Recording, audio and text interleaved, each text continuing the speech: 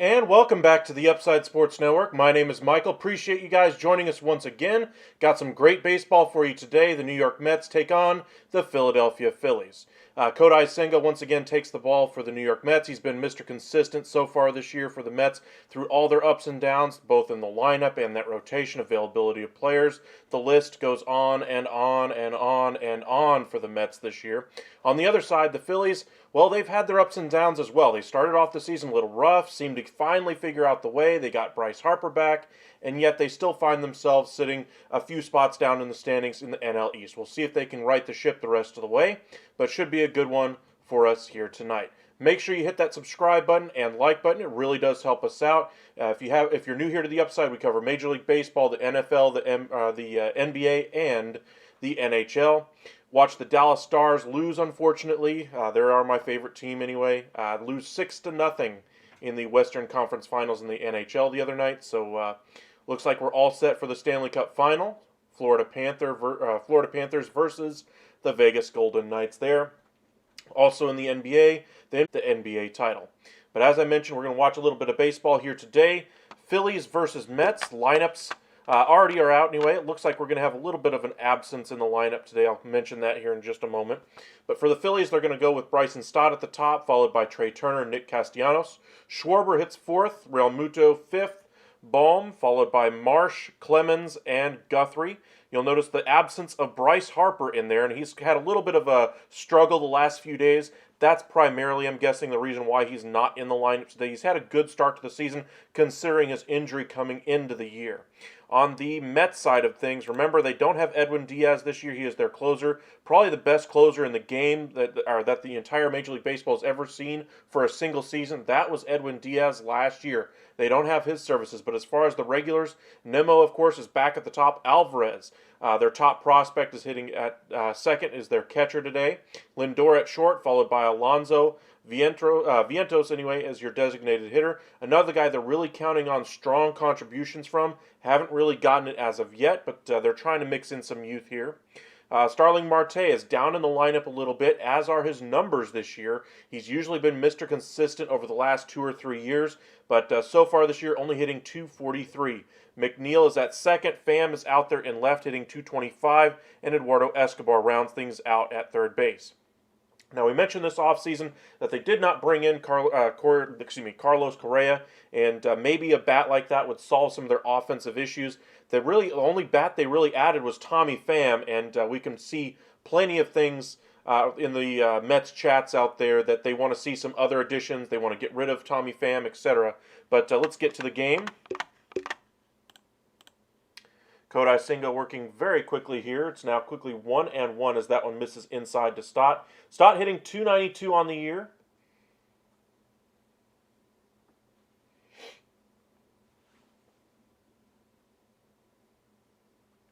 The set by Senga, the righty delivers. Kind of down and in on the inside corner. Fouled off down the third base line, and it's quickly 1-2. As I mentioned, Senga's been Mr. Consistent for them. Working to a .394 earned run average. Still adjusting to the big league game, but overall he's pitched very well. Better than what you might expect early on. That one misses inside. 2-2. Trey Turner waits on deck. You remember he had a great World Baseball Classic. Had a great finish to the season last year. And then for the Phillies, just not a great start for Trey Turner either. Not exactly something you would have expected, especially how he was knocking the cover off the ball in the World Baseball Classic. But that's the way the cookie crumbles. This one's fouled off, and we'll do it again.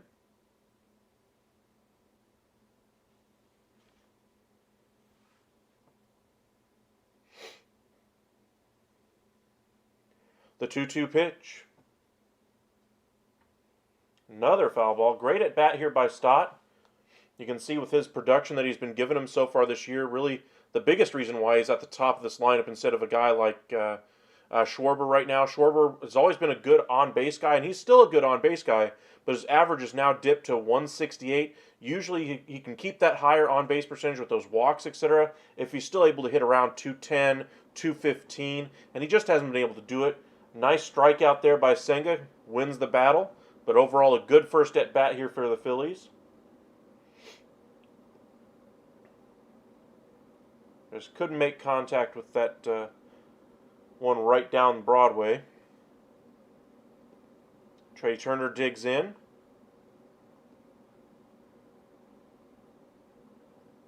Aggressive swing at that one. Fastball right at the top of the zone. Fouled off high and out of play down the first base line. Now, Trey Turner, everybody knows him as more of a speed guy, but he's certainly developed the power over the last couple of years. Check out his power numbers the last few years, and you'll see just how big of a hitter he has really become. This one misses inside, 1-1. But for Trey Turner, it's all about getting that on-base percentage a little bit higher again and getting that just becoming more effective offensively.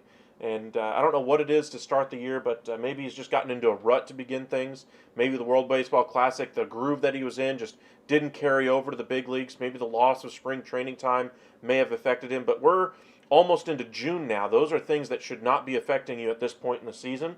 And hopefully they can see him turn it around. Phillies fans, I know I got quite a few guys that follow me out there. Maybe you guys can tell me in the chat what you guys think the problem with Trey Turner is to start the year. The 1-2 pitch bounces just in front of the grass there, in front of home plate. Not even close. You can see the field there at, they're playing in New York, and you can kind of see the pitch that they have. The soccer goal drawn in the outfield grass. Kind of an interesting thing to see whenever you're watching a baseball game. Reminds me of the days of was it Candlestick Park? You also had the Oakland Coliseum that was a shared event stadium for a while. The 49ers, they shared one for a while. A lot of sports teams used to share their big league stadiums for a long period of time. 3-2 pitch here to Turner. The set by Senga and the pitch. Nice pitch down and in on the inside corner, but Turner flies this one lazily out to center. Nimmo is under it and makes the catch. Nimmo's had a good start to the year as far as being able to stay in the lineup for the Mets. As far as his overall numbers, hitting .306, OPS of .843. When he's been able to have these stretches where he's been able to stay healthy and on the field, these are the types of numbers Mets fans were drooling over that they thought they could see eventually. Well, over the last couple of years, he's finally been able to put it all together, whether it be consistent playing time, not being put in as a platoon, whether it be injuries that are no longer affecting him. But that consistent playing time really has helped develop his career into a real driving force for this New York Mets team. Nick Castellanos is up there, 300 average, 5 homers, 28 RBIs. He could be a name you see around the trade deadline if the Phillies fall back in the standings even further. This one's tapped foul, 1-1. But I don't believe the Phillies will be sellers at the deadline, not with the investments they made this offseason. I think they'll be more than likely buyers at the deadline. I'm not exactly a believer in the Miami Marlins, and there's not a whole host of teams that's going to keep them out of a wild card spot. And we saw last year, just getting into the wild card for them, how effective that was for them. Off-speed pitch down in the dirt, swung on and missed by Castellanos, 1-2. But yes, James, glad we're back as well. Really appreciate you for joining us. Now, you pretty much catch every one of my lives, so thank you for joining it once again. This one misses low, 2-2. Alvarez doing the catching for the Mets today. That's one spot I thought the Mets could have improved as far as offense if they were not going to make the signing of a guy like Carlos Correa. If they were worried about injury, maybe they could have gone out there and brought in a guy like Wilson Contreras or a Sean Murphy via trade or any number of catchers that were available this offseason. Instead, they chose to just go with their in-house options and focus on improvement from year over year. Ground ball here gets Castellanos at first. No runs, no hits, no errors for the Phillies here in the first. To the bottom of the first we go. Nimmo, Alvarez, and Lindor to start things for the Mets. On the Phillies side of things, they're going to roll with Suarez out there as your starter today. His ERA is a 9.82, so not exactly a great start for him. Again, part of the problem with the Phillies is that once you get out of those first couple of starters, you really wonder about the back end of that rotation. They did try to beef up that bullpen by bringing in some veterans this offseason, and I just wonder around the trade deadline, depending on how far they are back, how aggressive are they as far as making additions to this team. Now, as I mentioned, I'm not expecting them to be a seller. I'm not a believer in the Marlins. And with that being said, I think they're right now in position to probably finish around that 6 to 9 spot in the NL. And I'm not expecting them to win the division. I don't expect them to contend for the division. But I think they're a better team than what they've shown so far. And once they get a fully healthy Bryce Harper back, by fully healthy, I mean being able to play the field every day, those types of things, and not just a bat in the lineup, I think they'll be a much better team for it, especially defensively. Just the way they're having to deploy their defense right now is a little bit questionable for me. You always wonder about Rhys Hoskins missing time as well with this team, how this team would really look. And maybe that's a spot they look to improve at the deadline. We all know that Oakland A's, for instance, are looking to sell off pretty much every piece to try to rebuild their future. Their farm system right now, even with all the additions they've made over the last year or two via trade, their farm system still is in the bottom 20 of all of Major League Baseball. That is not customary for an Oakland A's team, so look for them to continue to try to sell off pieces of their Major League team to find their next contending window. And I bring them up because there's a guy on their team, Rooker, who could really be an impact bat for this team. Really be a great piece for this lineup. Put him in there at first base until Hoskins is healthy. There's some rumors he could be back by September. I'm going to wait and see on that.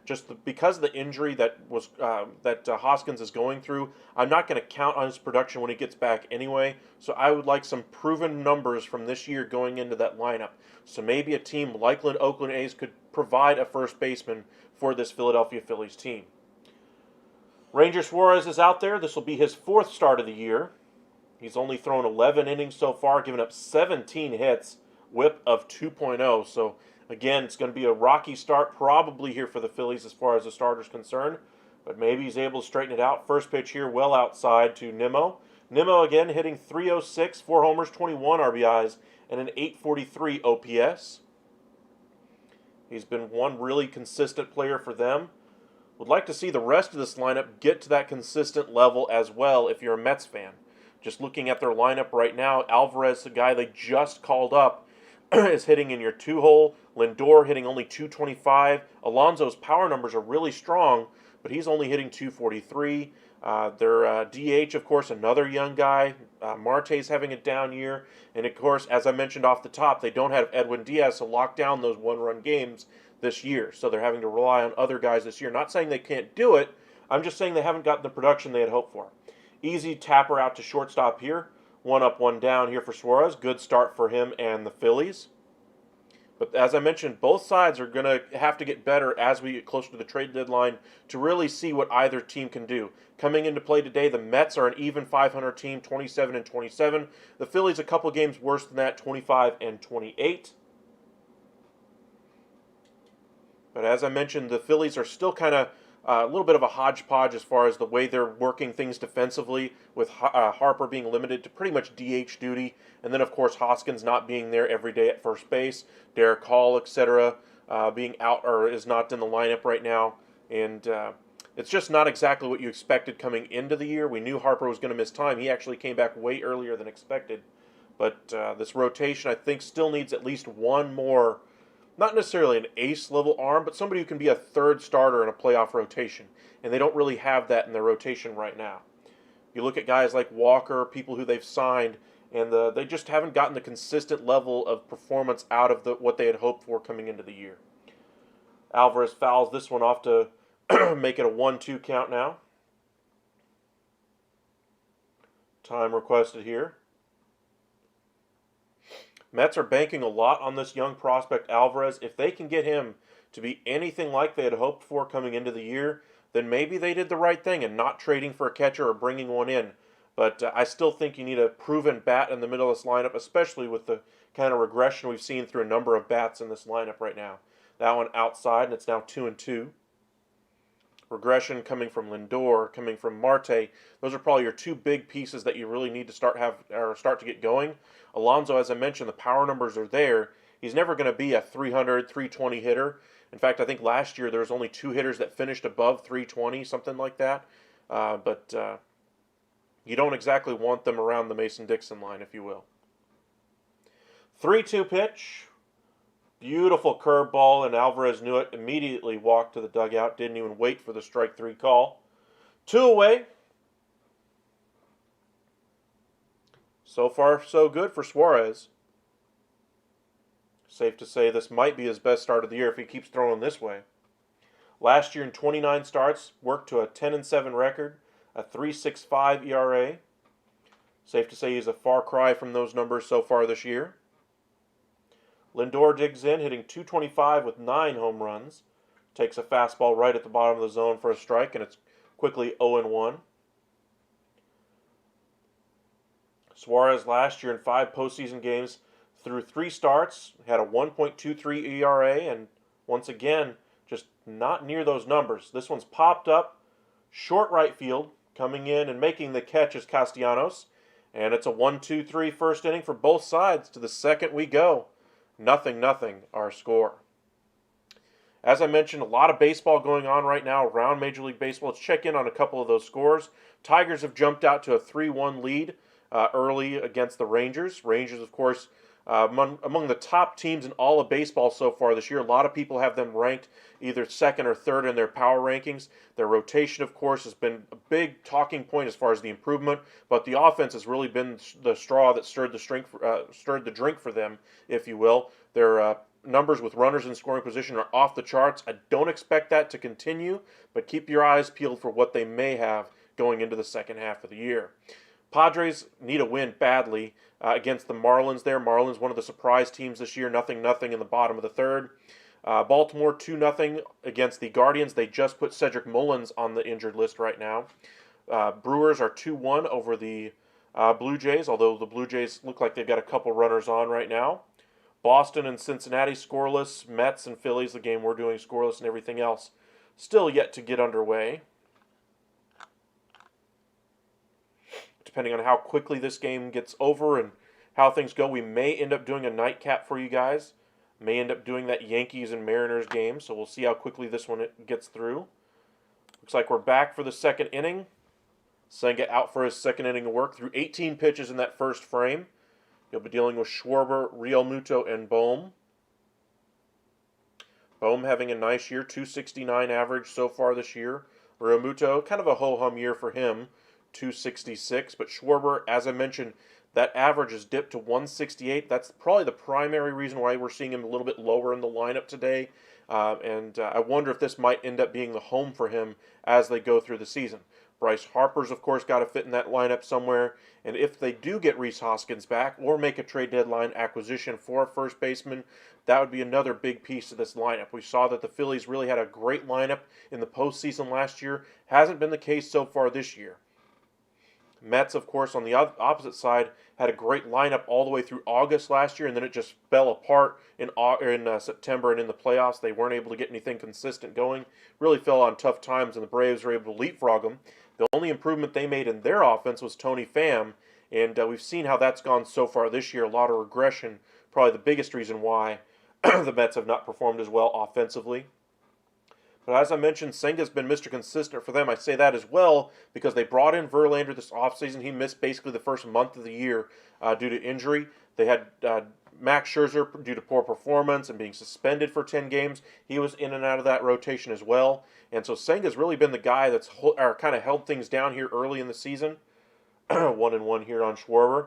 But Mets would like to see the rest of that rotation kind of fall into place as we get into June, July, and August. Let Verlander get to his, sub-2 ERA. Let Scherzer get to his sub-2.3 ERA for a consistent period of time over a number of innings. But they are older pitchers, so you got to wonder how much is really left in the tank. That's been a question mark for basically the last 2 years now for Max Scherzer. And with Justin Verlander coming off of Tommy John, winning the Cy Young last year, not a lot of people in the New York media at least questioned the ability of Verlander to stay healthy at the time. First thing out, he misses his first month of the season. Everybody praised the move as kind of a short-term deal. If he misses time, so be it. DeGrom missed all kinds of time, so you don't want to invest that type of money in a time period like that for DeGrom. Well, DeGrom is missing time right now for the Rangers. The Rangers haven't really missed a beat. The Mets, meanwhile, I guess you could say, 6 in one hand, half dozen the other. Whichever way the Mets would have gone, they would have had a pitcher who wasn't able to throw for a full month so far this year.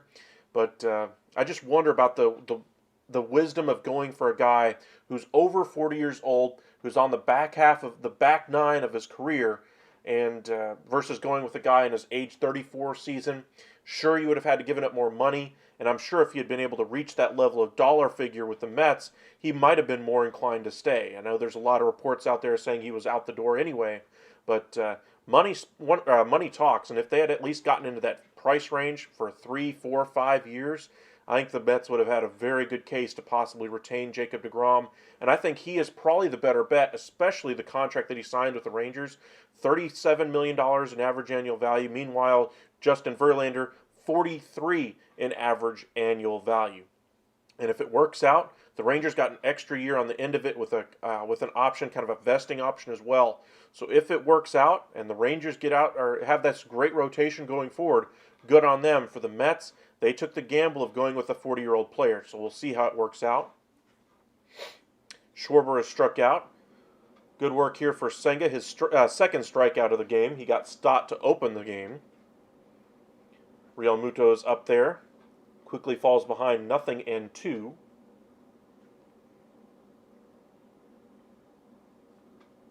The set by Senga and the pitch. Popped up behind home plate and out of play. Remains 0-2. Congratulations to Miami Heat, advancing to the NBA Finals. Had a 3-0 series lead against Boston and were able to win Game 7 in Boston after Boston had won 3 straight games. Question will be for Boston Celtics fans, are they going to be able to keep that core together? Do they give the extension to Jaylen Brown? Do they trade Jaylen Brown?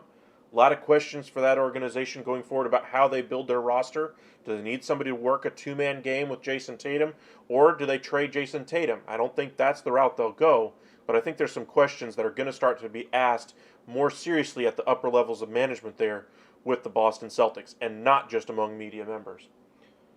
Another strikeout for Senga of Real Muto, and Bohm steps in. 1-1 the count to him after, 1-0 the count after that one bounces in the dirt.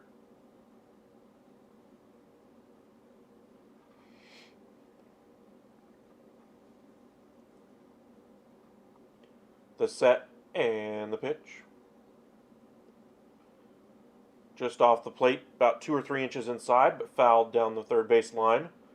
1-1's the count. Bohm hitting .269, 6 homers, 37 RBIs this year. Former top prospect, a guy they're really hoping for their future on.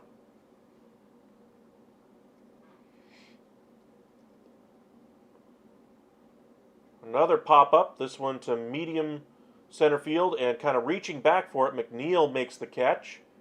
And that retires the side. To the bottom of the second we go. 0-0 our score. On the other side for the NBA Finals, you got the Denver Nuggets. 2-time MVP Nikola Jokic finally makes it all the way there. Jamal Murray's healthy once again. We saw how well that team performed in the bubble, and this is the first time they've really had this team back all healthy since then, and they're right back where they were. And the rest of the teams out west really were not that strong this year. The Suns, of course, made the acquisition of Kevin Durant. They couldn't put it all together with him. The lack of depth really showed, especially when Ayton was going up against Jokic. There really was a mismatch there. The Warriors were kind of they say they were in a rebuilding year. They're the Warriors. They have Steph Curry. There is no such thing as a rebuilding year. They weren't aiming for a top 5 pick. Give me a break with that talk.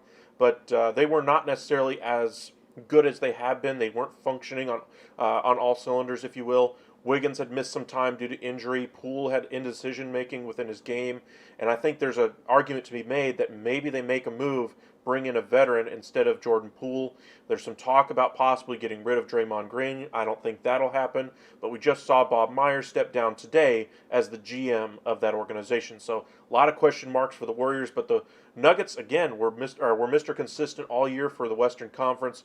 And they marched all the way to the NBA Finals. So let me know in the chat who you guys got for the NBA Finals. If I had to pick right now, I'd say the Nuggets, and I don't think it's going to be relatively close. I think it's probably going to be Nuggets in 5, a gentleman's sweep, if you will. I think Jimmy Butler earns them a game. He's been that good this postseason, and I think the defensive intensity that he's going to bring to the floor against either Jamal Murray or Michael Porter will be real. But the depth of the Nuggets is just going to overwhelm them. The second-round picks, undrafted free agents, those types of players that are on the Miami Heat roster are really going to show the level of talent that they have coming into the series versus the level of talent that is on the Denver Nuggets side. And I just think talent's going to win. I think they also have very similar coaching. I think Spoelstra's a great coach, but I don't think Mike Malone is anybody's slouch, if you will. I think he's a great coach, and maybe people will start to recognize just how good the Denver Nuggets are and start giving them some respect. I know there was a lot of people in Philadelphia arguing for Joel Embiid to get the MVP at a couple different points over the last couple of years over Jokic when Jokic won it. And I understand their point. Embiid is a dominant force, but Jokic is literally what you'd call in baseball a five-tool athlete. He does it all. Suarez is out for his second inning of work. Pete Alonso digging in. Strike one on the outside corner. 20 home runs so far for Alonso. 46 RBIs. The 0-1 misses inside 1-1. But again, my pick for the NBA Finals, Nuggets in 5.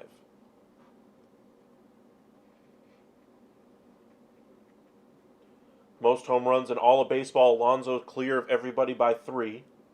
That one misses. Oh, they give him the strike on that one. That pitch looked to be in pretty much the exact same spot as the one before. One goes the hitter's way, one goes the pitcher's way. Again, robo-umps will be a thing next year. It's already in all levels of the minor leagues, so expect it to happen. Major League Baseball addressed so many different concerns this year as far as improving the game, pace of play, bag size, pitch clocks, all the different changes that they've made to make the game a little bit better, more presentable. Little tapper to third, Bohm whips it on to first, and Alonso is retired for the first out of the inning. But nice play there by Bohm.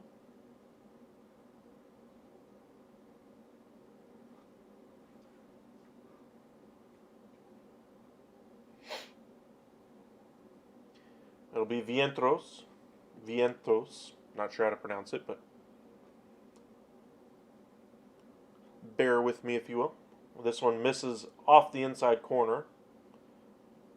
But as I was mentioning, all the advances Major League Baseball made this year to make it a little bit more presentable on-field product has really worked to the advantage of Major League Baseball. All the changes that they've made have worked as far as with their TV partners that they have out there, have worked really well for them, shortening the game, allowing there to be more timely commercial breaks, allowing there to be a more structured game, and allowing there to be programming on the back half of it that they can build around the sport a little bit.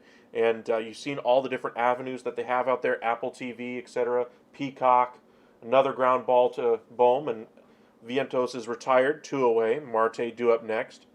But all the avenues Major League Baseball has as far as offering the game on a national level to put the game in front of national eyeballs, that's been really the biggest hit to the numbers over the years, is that local broadcasts were doing well, so local viewership was up. For instance, say you're watching the Texas Rangers, you wanted to watch the game, as long as you had the package where you could watch it, because it's hard to find nowadays because of the Bally Sports issues, those kinds of things, those numbers were up overall. It's the national broadcast game that the only numbers they were ever getting were for games that were with the New York Yankees or the LA Dodgers or the Boston Red Sox, the blue bloods of the sport. Now with all the different avenues that you can watch the game, Prime Video, etc., there's a lot more ways to keep up with your team if you, say, live in Arizona but you're a New York Mets fan, or if you're a Braves fan but you live in Seattle. Now you got MLB.TV, of course, but you now have all these other avenues that you can watch the game without having to pay for a subscription service just to watch your game. So, great thing for Major League Baseball, all the changes that they've made, but pitch clocks really have helped out. Next year, though, robo-umps will be a thing. 1-2 pitch here to Marte. Suarez looking for his second 1-2-3 inning. Nice hard hit ball over the shortstop's glove. And maybe this is the rise of Starling Marte once again. We saw in the second half of the year when he was traded by the Oakland A's, etc., that his bat really kind of took off at that point. He was hitting around 400 that back half of that year when he was traded 2 years ago, and his bat really hasn't cooled off since. This year is the first time we've seen his bat really come down to under that 280, 290 mark, and maybe we'll start to see his bat heat up as we go here. McNeil digs in, hitting 292. Easy stolen base here for Marte, just going on first movement. It's one thing he does bring is speed. One of the most consistent base stealers over the last 3 years as well. Two of the premier base stealers in the game, Trey Turner and Starling Marte, on the field for us today. He is not one that needed larger bases or pitch clocks to make him a little bit better, or disengagement rules. One hop smash off the mound to Turner, flips on to first, and McNeil is retired. But we have our first hit of the game. That goes to Starling Marte, but nothing, our score after 2. Appreciate you guys joining us. Make sure you hit that like and subscribe. We cover the MLB, NBA, NFL, and the NHL. Just gave you our prediction for the NBA Finals. Nuggets in 5. Sorry, Heat fans. I just don't think your Cinderella story is going to continue. I think it's going to be a gentleman's sweep, and I think you're probably going to win Game 3 or 4 in Miami, one of those two, and that's it. But Jokic is just too much. Murray is back to being an all-pro level player. Michael Porter Jr., I think, will have a tough series, especially when the series shifts to Miami. That's why I think you'll win one game. I think Jimmy Butler will be great and be able to lift you up for one game, but I don't think you're going to be able to stop Nikola Jokic. I don't think you're going to be able to stop Jamal Murray and all the pieces that they have around him. They are a very deep team. Aaron Gordon, KCP, Thomas Bryant. They got a lot of good talent on that team. So, if you're taking them for granted, just look at what they did to the Western Conference and all those other teams that thought, the Nuggets are number 1. We don't need to worry about getting the 1 seed. We're better than them. Looking at the Phoenix Suns and the Golden State Warriors and the LA Lakers and all those other teams who said, they're not that great. They'll show their true colors when they get to the playoffs. Well, they showed them. They showed it in the bubble when they were actually healthy with this same core and a little bit better bench pieces now than they had back then as well. They made it all the way to the Western Conference Finals at that point, and we just haven't seen this team back and as healthy as it is since that point. And now that they're finally healthy, you're finally seeing just how good of a team they really have. On the NHL side, the Stanley Cup Final is set. Florida Panthers pretty much they're a team of destiny right now, if you will, in the NHL versus the Vegas Golden Knights. The goaltending, I'd have to lean towards the Florida Panthers. The rest, I think, will work in the favor of the Vegas Golden Knights, honestly, just because I think the Panthers will be a little bit rusty. I do still think the Panthers are going to roll. Matthew Tkachuk, anyway, has been fantastic for them. I thought at the time the trade they made for Tkachuk, anyway, giving up Huberdeau and a first-round pick, I thought it was a little rich, and I thought the Calgary Flames won the trade. But they proved me wrong, and what a Cinderella story they've been. So my prediction for those of you interested in the Stanley Cup Final while we're waiting for the third inning to get started here, I'm going to probably go with the Florida Panthers. I'm going to go with them in 6. Florida in 6. First pitch here to Marsh, right at the top of the zone. Dots that corner. 0-1 here. Marsh hitting .273, kind of having a breakout season once again for the Philadelphia Phillies after his career kind of stagnated with the Angels. This one just a little bit further away from the plate and misses. 1-1. Marsh came over at the deadline last year in a trade with the LA Angels. Curveball in the dirt, gets the swing and a miss, gets him to chase, and it's quickly 1-2.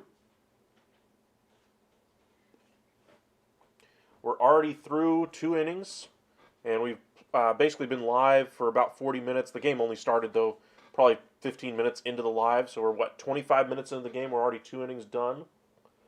Not too bad for pace of play. This one's fouled off, remains 1-2. Sang up to 36 pitches as this one misses outside 37. 2-2 the count now.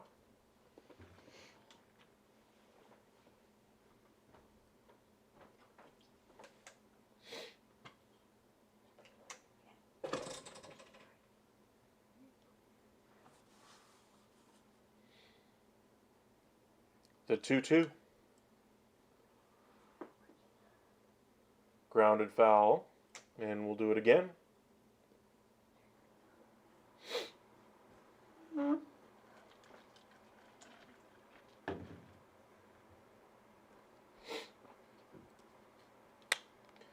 Recapping the Phillies season last year during the broadcast here on the SNY. That one misses outside 3-2. Will the Phillies have their first base runner here?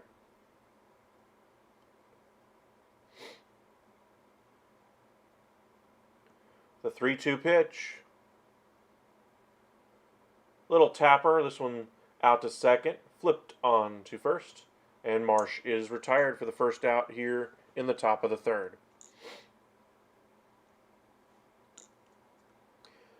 Appreciate you guys joining us.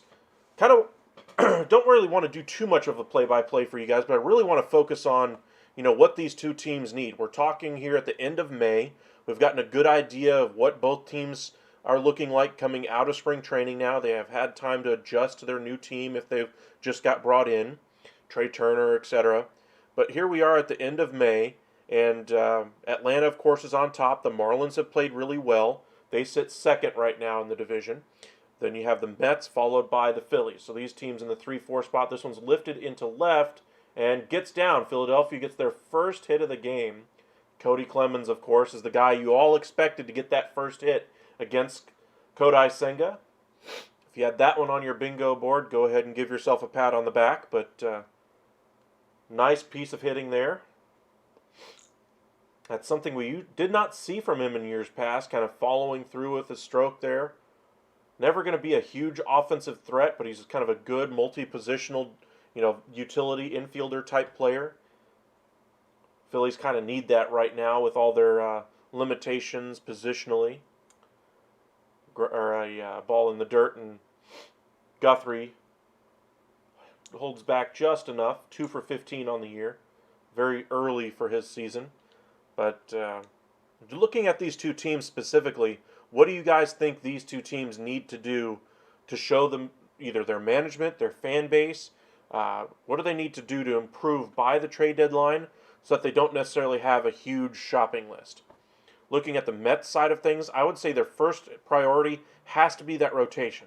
Getting people to take the ball every fifth day, getting 5-6 quality innings out of them, getting a quality start 3 out of 5 times through the rotation. That should be the minimum considering the rotation that they were expecting to have coming into the year. Then, of course, you turn to the lineup and just hope that Lindor gets back on track, Marte gets back on track, which I think they will. Marte more than anybody else. But they just haven't been on all cylinders as of yet. And Alonso's carried them to be able to stay 500 right now. Just imagine where they would be without Senga and Alonso right now. We're talking about a team that might be struggling for 18 wins at this point. This one's popped up, infield fly rule in effect. Second out of the inning. But this Mets team has got to get some consistency in that starting rotation. But welcome in, Bernard. Appreciate you joining us once again. I would say pitching is probably the first concern with every team, as it always is. I think you're always expecting the bats to finally come around at some point. But pitching has to be the focus right now for the Mets. Health of your pitching staff, being able to take the ball every fifth day, and not having your bullpen implode. Bullpens across Major League Baseball are having worse years than they have in previous years. I wonder if that has a lot to do with the rhythm, max effort guys that are coming out of the bullpen. This one's lifted down the third base line and caught out there in left field for the third out of the inning. And we go to the bottom of the third. 0-0 our score. Looks like we will not have a no-hitter by either side. But looking at the Mets specifically, besides that rotation, I think the lineup should solve some of the issues that they have, but I still don't think it's enough to really be better than what they were last year. That was my question coming into the offseason for the Mets. What are you going to do to address your offense? What are you going to do? Are you going to hope for internal improvement? Are you going to try to bring up guys from the minors? That seems to be the route they're going. Let's check those two boxes. First, did they have internal improvement? Did their numbers get better from what they did last year? Absolutely not. This team, while it's basically the same team as far as the pieces offensively, they just haven't been able to perform at the level that they did last year. Looking at Marte, looking at Lindor, and then of course their catcher they just brought up from the minors. That's the second checkbox. Internal improvement by bringing guys up from the minors. Alvarez has had a nice start to his career with the Mets, but he hasn't exactly wowed everybody as of yet. It's still very early in his career though. So putting all that pressure on a rookie isn't exactly fair to him. Same thing for Vientos. And just the way this team is constructed, they've relied heavily on continued solid performance from these types of players. McNeil's been good for them, a 290 average. Nimmo's been fantastic for them, and Alonso. But until this lineup starts hitting on all cylinders, they're going to have some holes that they're going to have to figure out. Now, say they get Marte to turn around, but Lindor roughly finishes around 230 by the All-Star break. Then I think you have to look to bringing in a bat. I would look to bring in a corner outfielder, something like that, or a DH type player that can play every single day in this lineup.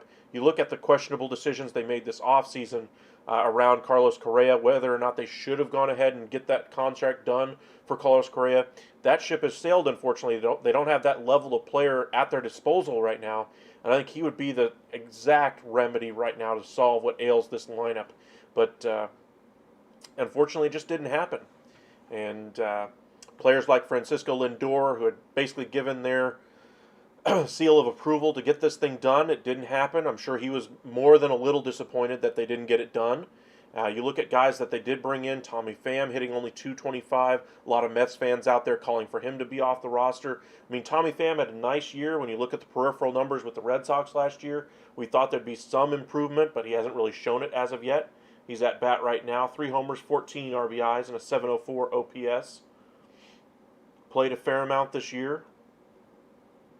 This one finishes beneath the zone. It's quickly 2-0 to Tommy Pham. You look at Eduardo Escobar, the guy that's going to continue to be the third baseman without Carlos Correa being there for the Mets. He's their 9-hole hitter, and while he's been Mr. Consistent over the years at a 240, 250 average, this one's lashed down the first base line just outside the foul line and into the first couple rows of seats. 2-1 now the count. But this team just needs some type of an improvement. When you look at this roster, if this team doesn't get the improvement and consistency that they need from the rotation, though, there's not much hope of them advancing much further in the postseason. They spent all this money to bring in guys like Senga, to bring in guys like Verlander. They spent the money last year on guys like Max Scherzer. So they've gone heavy in the free agent pool to try to get this roster the way it needs to go. Retaining their own guys like Nimmo, Edwin Diaz. I know it's not their fault that Edwin Diaz is out injured, but you have to be able to account for that. $20 million a year for a closer is very, very expensive, but he has been proven to be worth it when he is healthy, when he is being as dominant as he was last year. But that's $20 million sunk, and while everybody says that, Cohen has all this money, money is a finite resource. As Pham pops out, Eduardo Escobar digs in, hitting 230, 4 homers, 13 RBIs. Bottom of this lineup really hadn't produced anything so far this year. Very late on that fastball. 0-1. But if they don't fix that rotation, even if they make an addition as far as bringing in a corner outfielder or a DH to solve their lineup issues, they're not going to get very far in the postseason. Sure, you'd love to have a rotation in the postseason headlined by Scherzer, Verlander, and Senga. That'd be a great 1-2-3. However, we've seen Scherzer having issues with dead arm before. We've seen him having issues with substance use on the field anyway, being able to stay in the lineup, troubling performances as far as being able to get guys out at certain points, ineffectiveness, whether that's just age, loss of deterioration of skills. He's not the same pitcher. He's not the same Max Scherzer that won the World Series for the Washington Nationals a few years ago. This one's fouled off down the third base line. 2-2 now the count. Time here for Escobar. Really like the player in Escobar, but he just hasn't been able to to hold it down the way that they had previously had hoped he would. But as I mentioned, if they don't get that rotation to perform, this team ain't going nowhere, even if they make additions at the deadline. Now the Phillies, on the other hand, they have a really good 1-2 at the top of their rotation. Wheeler, Nola, but the rest of that rotation leaves a lot to be desired. I know they brought in Walker this offseason. Suarez was good for them in the postseason last year, but I still think they're at least one number 2 starter, if you will, away from being a true World Series contender. I think this lineup is probably good enough as currently constructed once everybody gets back healthy, and I don't think Dave Dombrowski is going to be, shy about adding pieces as well, wherever they decide to add. Say, somebody like Rooker at first base we mentioned earlier, or somebody who has some speed that can get on the base paths. Ground ball through the middle there, and Escobar is on. Second hit of the game for the Mets. 1 on, 1 out here in the bottom of the third. But the Phillies side of things, I really like the way the rotation is set up at 1 and 2. I like their 1-2 as far as health and consistency of performance versus Scherzer and Verlander versus Wheeler and Nola. Now, if we're talking 3 years ago, Verlander and Scherzer, sure, give me them all day long. But this year, I just can't count on Scherzer being a number one, take the ball, game one of the World Series type starter. I just don't see him in that light anymore.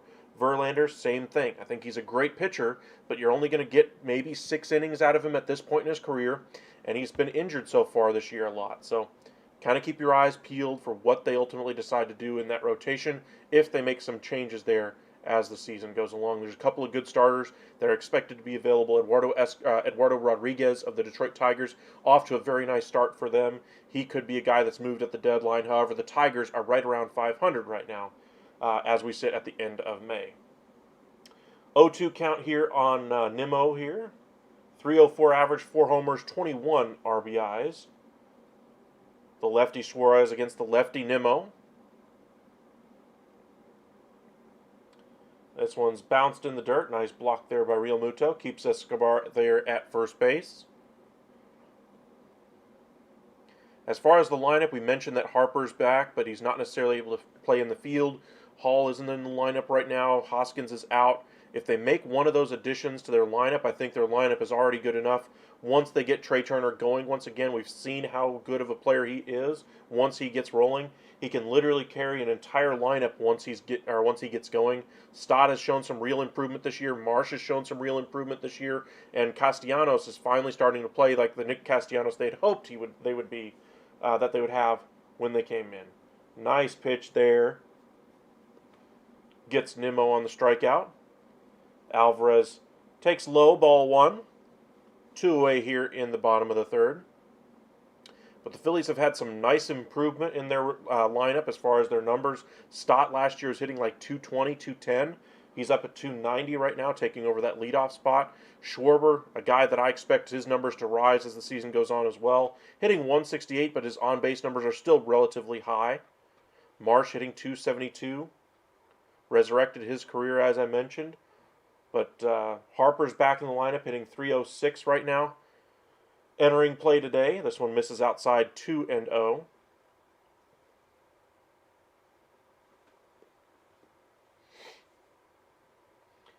Alvarez this season versus righties, hitting 303. Lefties a 179 average.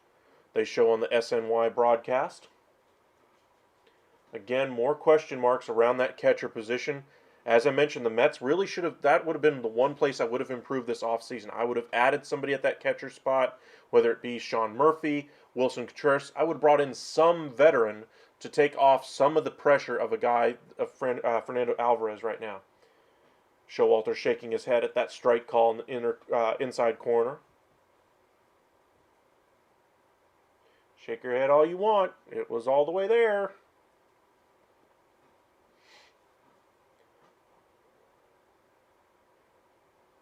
Good hard contact there by Alvarez. Fouled this one hard down the first base line. Well out of play. 2-2. But I think another catcher would have been great for this lineup right now. You think of what the Atlanta Braves have with having a great catching tandem in Travis d'Arnaud and with Sean Murphy. They already had it there with Contreras and d'Arnaud before. But I think another catcher would have been exactly what the doctor ordered, at least offensively. Sean Murphy, I think, would have been a great addition to this team. But they chose to stick with what they had in-house. The other thing they chose not to do, of course, was bringing in Carlos Correa. 3-2 count now on Alvarez. The medical's too big of a risk for them. Beautiful pitch. Strike 3 called. I mean, that was a strike all the way. Belt high, inner half of the plate. Wasn't even necessarily on the corner, but just a beautiful pitch. Completely locked him up. And to the top of the fourth we go. No runs, 1 hit, no errors for the Phillies. No runs, 2 hits, no errors for the Mets. Let's check in on some of the scores from around Major League Baseball right now. Texas has jumped out in front of the Tigers now 5-4. Offensive game there. We'll check in on the scoreboard in just a moment there. Marlins 3-1 over the Padres. Padres need a win in the worst way right now. They're 5 games under 500. They are still my pick to win the NL. They're my pick to win to begin the year. I thought the addition of Fernando Tatis around the April 20th spot in the calendar anyway would have been a great, galvanizing force for them. But it just didn't work out that way. And for whatever reason, the Dodgers got in their head once again. Joe Musgrove taking to the media. But the Padres just need to win against other teams right now because they're letting the Dodgers live in their head rent-free when they're not even playing the Dodgers. Miami's off to a good start this year, but that's a team the Padres should be able to take care of. Baltimore 7-0 right now over the Guardians. Guardians, I don't think are going to have enough firepower to win this year. They're currently 5 games under 500. I do not expect them to contend for a wild card spot at this point. And if the Twins can continue to have their level of starting pitching that they've had and that bullpen, if they can just get another piece in that lineup right now, I think they're easily going to run away with that division. Toronto has taken a 6-2 lead in the 3rd inning against the Brewers. Reds 1-0 over Boston. Our game scoreless, and the Cardinals and Royals game scoreless there. Battle of Missouri, if you will. All the other games yet to get going. It's now a 7-4 ball game. Another 2-out, runners in scoring position, RBI for the Rangers. Tell me if you've heard that one before. Looks like we've already seen a pitching change. Let's look at the box score here. 4 RBIs in the game for Heim, 2 for Jankowski, 1 for Lowe, and this is with Seager going 0 for 3. Simeon 1 for 3. Just look at this lineup. That's something I would not have said, and I'm a Rangers fan, that this lineup was going to be this good. They finally get out of the inning, but 3 runs in the 4th, 3 runs in the 5th there for the Rangers, taking a 3-run advantage in Detroit. Maybe this is where the Cinderella story ends for them. Fly ball here, 2nd pitch of the inning for Trey Turner, takes Nimmo all the way to the edge of the warning track, but he's able to put it away. 1 away here in the top of the 4th. I don't know, for whatever reason, Turner's just continuing to struggle right now. OPS of 665. Not saying you move him down in the order. I just think you have him and Harper just sit in the cage together and just talk baseball for 24, 48 straight hours. Lock him in if you have to. Just see what the problem is. Maybe there's something that he's not picking up from the pitcher, from the delivery. Maybe he's just a little underneath stuff. Maybe he's just off on his timing. Maybe something's off with his step as he's going towards the mound when he's trying to load up for his swing. Maybe there's something that the two of them can kind of work out in that swing. Harper's a great offensive player. Turner's a great offensive player. Let the two just kind of get their minds working on something together and see if they can come out with a solution for what ails Trey Turner right now. Harper, as I said, getting the day off right now.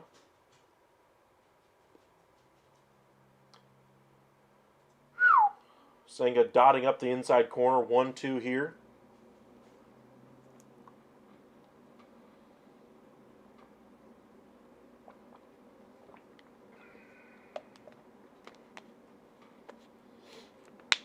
Fouled back to the screen. Again, dots the inside corner.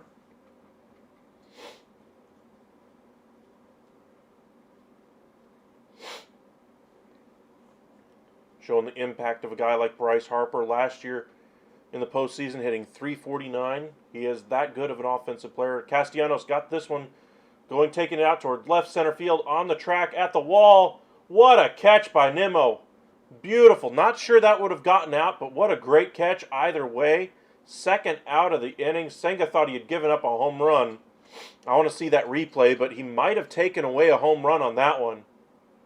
Nice play there by Brennan Nimmo. What a catch. Are you not entertained is basically what he's saying to the crowd. For a game that's only had 3 hits, that was pretty entertaining. Looking at the jump, I think that probably would have bounced off the very top of the wall, but a nice catch there to keep him. I'm not going to call that one a home run robbery. Sorry, Mets fans, you can say it was all you want. I think that still bounces off the top of the wall, just beneath the orange paint.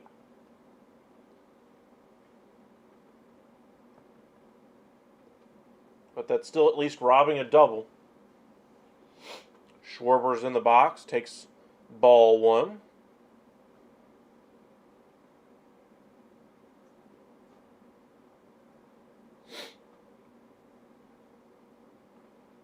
If you guys are new here to the Upside, we cover the MLB, NBA, NFL, and the NHL. NBA Finals and Stanley Cup Final are upon us. In case you missed my prediction earlier, I've got the Nuggets in 5 and Panthers in 6. Senga is just dotting up that outside corner today. Schwarber unable to catch up to that one. 1-1's the count. Another one misses inside. It's now 2-1. Schwarber very patient.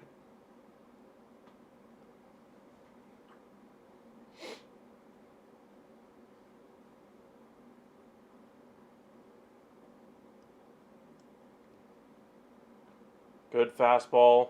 Outer third of the plate. Knee high. Fouled it off. 2-2 the count. This one's rolled over towards Alonso. And that's the third out of the inning. No runs, 1 hit, no errors for the Phillies. No runs, 2 hits, no errors for the Mets. We go to the bottom half of the fourth. 0-0 our score. Let's check in on some of these games around the league anyway. Martin Perez gave up another run here.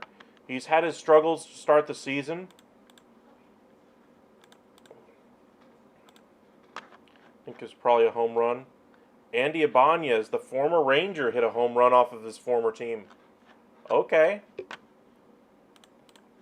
It's now a 7-5 ball game. Tigers with runs in the 2nd, 3rd, 4th, and 5th.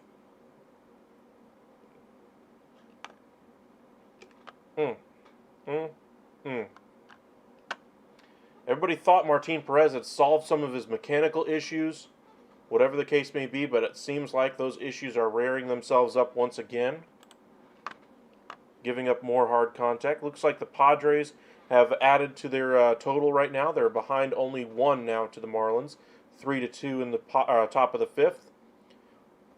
Orioles still in front, 7-0 over the Guardians. Blue Jays now 7-2 over the Brewers. And the rest of the scoreboard still the same.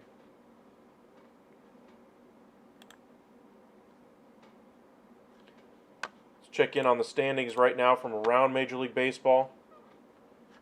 Let's see if I can move my head out of the way for you guys. There you go. But just looking at the scoreboard or the standings right now from around Major League Baseball, the AL East, the best team in all of baseball so far this year. The Tampa Bay Rays, 39-17. They played fantastic. They took 3 of 4 from the Blue Jays. They took 2 of 3 from the Dodgers. Safe to say they're a very good team. The Orioles, 4 games back of them. They're off to a great start. Yankees, with all their issues that they've had so far this year, still find themselves only 6 games back. That's very impressive considering the issues that they've had both in their rotation, staying healthy, looking at you, Carlos Rodon, looking at their lineup with the issues staying healthy for Judge, for pretty much a lot of their lineup right now. Poor performance from guys like Aaron Hicks, who they have since let go. Boston Red Sox have played well. They're 9.5 games back. And then the Blue Jays, another, one of my picks to, be right there at the top of the division, to be right there at the end of the season. I still think they'll be right there once it's all said and done. I think Boston will start to fall back a little bit, but I think they're one team that's very likely to win a wild card once they get everything rolling. That rotation is still one of my worries as far as their ability to hold down the run scoring of the other team, and their offense just hasn't been quite as effective. Nice hit by Lindor. This one's out towards left field. It is up and gone. Leadoff home run here in the 4th inning for Francisco Lindor. His 10th of the year. Mets jump out to a 1-0 lead. Power numbers have been there for Lindor, so maybe that average will follow now with that home run. He is certainly fired up. He rolls with momentum. So once you get a player like this starting to get that ball rolling, maybe this could be the turn for Francisco Lindor that takes him from a 225 hitter to a 260, 270 hitter by the All-Star break. Just a great job there by Lindor. Suarez just missing badly with his location on that pitch. Just middle, right on the barrel. No question about it once he hit it. This one's off the end of the bat, right to the first baseman Clemens for the second out of the inning. Or is that the first out? Their graphics are a little slow. Yep, that was the first out.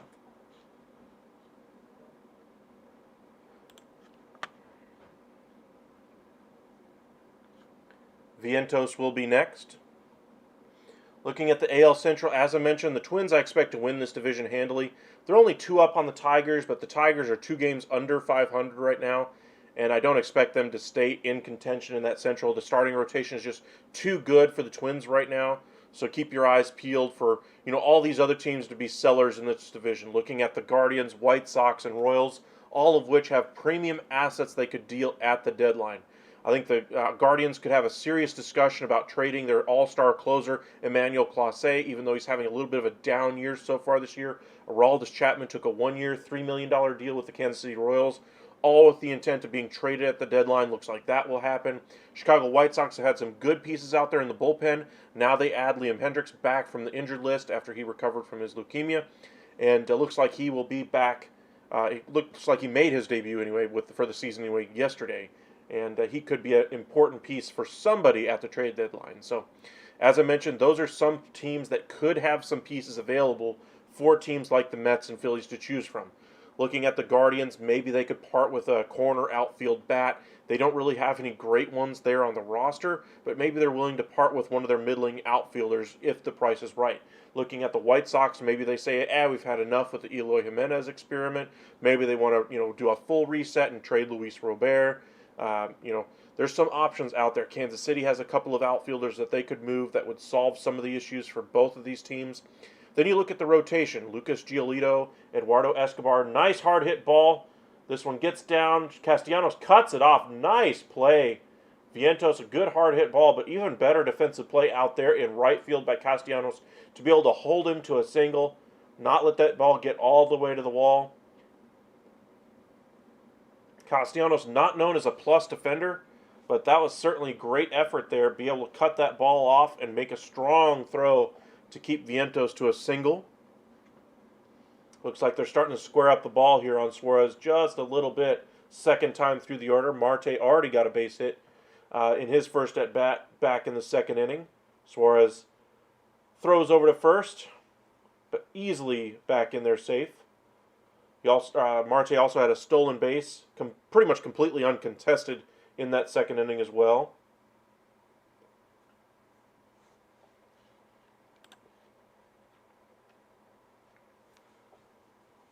This one just misses at the top of the zone, inner half of the plate.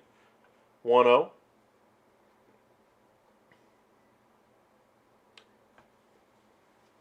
Suarez at 58 pitches right now. The pitch fouled off very high down the first base line and well out of play. 1-1. This one bounces in the dirt. 2-1. Note on the Mets offense, 22 home runs in their last 13 games. That's the most home runs in that stretch in all of Major League Baseball. So you can certainly see the power numbers are coming around for this lineup. Maybe that bodes well for the other portions of this lineup as well. We mentioned quite a bit here to begin this game about the issues with this lineup overall. Consistency, those types of issues, on-base percentage, batting average.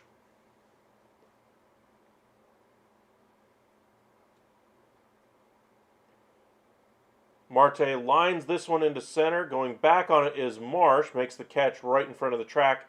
Flips it back in. Vientos goes back to first for the second out of the inning. It'll be up to McNeil to keep things going here for the Mets. 1 run so far in this game today. A solo home run earlier this half inning by Francisco Lindor.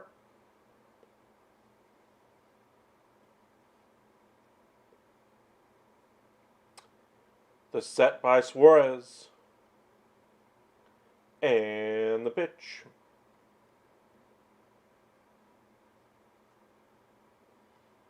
Attacks the ball in the inner half of the plate, kind of jammed him, and rolled over it to second base. Flipped on to first for the final out of the inning, but Mets get a few hits in the inning, scratch across the first run on that home run by Lindor. No runs, 1 hit, no errors for the Phillies. 1 run, 4 hits, no errors for the Mets. And with the way Senga's pitching today, you got to wonder, is that enough to hold up for the rest of the game? Because he's been that good so far today. He's just been nailing that inside corner to right-handed hitters, the outside corner to lefties. He's been fantastic locating the ball in that half of the plate. Let's finish our rundown through the standings of all of Major League Baseball. We touched on the AL Central and how they're likely to have 4 sellers in the division. Just looking at this division, the Minnesota Twins are kind of out in front, and even though the Tigers and Guardians are only a few games back, they're not going to be there once the calendar turns towards July. The AL West, though, has been very competitive. The Rangers look like they're going to stay there right at the top of the division, along with the Houston Astros. I think the Angels are going to start to fall back a little bit. Same thing with the Mariners. I just don't think they have the talent in their pitching staffs with Robbie Ray's injury and with the overall pitching staff as a whole for the Angels to be able to compete with either of those teams. Especially offensively, the Rangers right now are just light years ahead of pretty much everybody else except for maybe the Rays. The Rays are just nipping at their heels a little bit, and the Rangers are just that good. Look at their run differential, 128. That's how good they've been, and it's not just their offense. They've scored 334, but they've only given up 206. So they perform very well. The bullpen, of course, is their issue. They're going to be looking to add a bullpen piece, and I'd imagine somebody that might be able to give them just one more bit of offense at a DH spot, somebody that can flex around the lineup, etc. Duran is out right now, who's been fantastic for them. He was fantastic when Corey Seager was out for a month. Looks like we're just getting back for the 5th inning. Senga out for his 5th inning of work. 1 hit and 1 walk so far today for Senga. Looking at the NL East, the Braves are in front right now, 10 games over 500, 32-22. Marlins, as I mentioned, are kind of the surprise so far in the division, 28-26. Their offense is certainly a lot better, but it's not anywhere near the other teams in this division. While they've got Luis Arraez and their offense is performing a little bit better, their run differential is still a -41, so I'm expecting some regression here. They've been a little bit worse overall, I think, than both the Mets and the Phillies, and so I think the Marlins will start to fall back a little bit as we get later in the calendar. First pitch swinging here by Real Muto, lifted high and foul down the first base line, 0-1. If I had to expect the rest of this division, how it would go, here at the end of May, I would say Braves get the division easily. I would say the Mets finish 2nd, Phillies 3rd, Marlins 4, and Nationals 5. But we'll see how both teams kind of fare down the stretch here. Is the rotation going to get a little bit better for both sides, better performance in that lineup, etc.? Those are some questions they're going to have to figure out here over the next month and a half as we get closer to the trade deadline. And then finally, once they have figured out what the holes they want to fill, a couple weeks before the trade deadline, how exactly are they willing to attack it? Are they going to try to bring up guys from within? Or are they going to try to address it with, free agents that are out there on, like a Gary Sanchez type or a, Aaron Hicks type? Or are they going to try to make a big splash out there and make a trade? NL Central, the Phillies right now, the Brewers right now lead the division. Pittsburgh's fallen back a little bit. They're now a game under 500. They had one of the best records in all of baseball 2 weeks ago. Safe to say that's not the case anymore. Reds have played a little bit above their heads, but they're still 5 games under 500. They're not going to catch the Brewers. Swing and a miss there by Bohm, and it's 0-1. But the Cubs had a nice start to the year. They've fallen a little bit behind the pace. The Cardinals, nobody expected them to have the horrible start that they did, and they've certainly rebounded. At one point, they were like 11 games under 500, or 11 games back in the division when the Pirates were so far out in front. Well, now that script has flipped a little bit. Cardinals have started to, find their footing a little bit, and they only sit 5.5 games back. They're one of the teams I expect that could make a charge to get back up there to win this division, but I still think the Brewers are going to win it handily. Tap foul here by Bowman. It's 1-2. Dodgers, as I mentioned, once again are right out in front, 33-22. surprise there in their division is the Diamondbacks. 8 games above 500. They've played well. They hold a wild card spot right now. Swung on and missed by Bohm for the strikeout. Senga gets his 4th of the game. Giants have had a nice streak here over the last 10 games, 7-3 in that stretch, and they've raised their record to 2 games above 500. Padres, as I mentioned, they've really struggled over the past 2 or 3 weeks now, and it seems like the Dodgers are literally living in their head rent-free, even when they're not playing them. So Padres are going to have to figure out, what they, how they want to go about things. Do they make an addition? They need some catching. They just went and brought in Gary Sanchez. This will be his 3rd team so far this year. But we'll see what happens. Rockies have had a nice rebound over the last few weeks.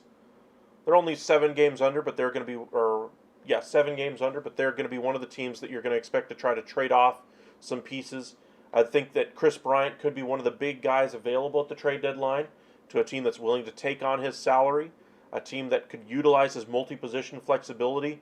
We mentioned that the Rangers are off to a great stretch offensively. They're one team I could expect to try to take a couple of the relievers that have played really well for the Rockies and maybe take the money of a Chris Bryant and allow him to be in that DH multi-positional role for that team. I think that would be a trade that we could see at the deadline. Looking at both of these rosters, the Phillies and the Mets, I think the Phillies already have that personal connection with a guy like Chris Bryant, the whole Vegas connection with Bryce Harper, etc.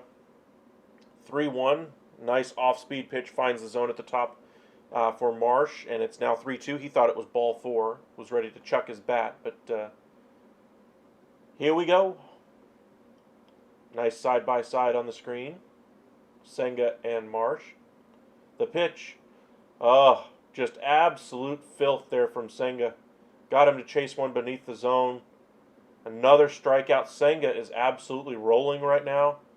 He's got all the confidence in the world. You can just see it right now. He's brimming with it. We go to the bottom half of the 5th. 1-0 our score. But as I was mentioning with the Chris Bryant connection with the Phillies, with Bryce Harper, etc., I think he would be a great fit, plug-and-play guy that you could put in the left field. You could put him at DH. You could put him at third base. You could put him at first. You could move him wherever you want in the lineup, depending on how you want to adjust to whoever's pitching on the mound, a righty or a lefty. He would be a great fit on the Philadelphia Phillies.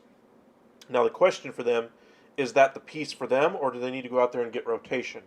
For me, if I'm the Phillies, I go out there and add a rotation piece before I add to my lineup. Now, for the Mets, you have to count on Verlander and Scherzer being your 1-2, because if they're not your 1-2, you're probably not going to win the World Series. And you don't have the ability to go out there and add another impact starter at that level at this trade deadline. You could trade Alvarez, but your whole point of not trading him this offseason was to have him for your future, and right now he's literally doing your catching for you, and he's performing pretty well. I wouldn't want to give up one piece of your lineup to go out there and get a stopgap option for the rotation. So you got to hope for improvement from Verlander and from Scherzer, consistency, taking the ball every 5th day. If you can get that, then maybe you attack going after a left fielder.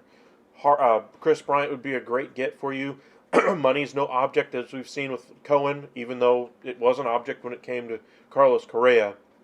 But Bryant's had a nice rebound year with the Rockies, especially after only playing 40 games last year. So maybe that's an option that could solve the issues offensively for the Mets. Now, are they going to, are there other holes that they could fill? Absolutely. But I think adding an impact bat to this lineup probably is the biggest need on this roster, aside from just needing that rotation to get healthy, stay healthy, and perform.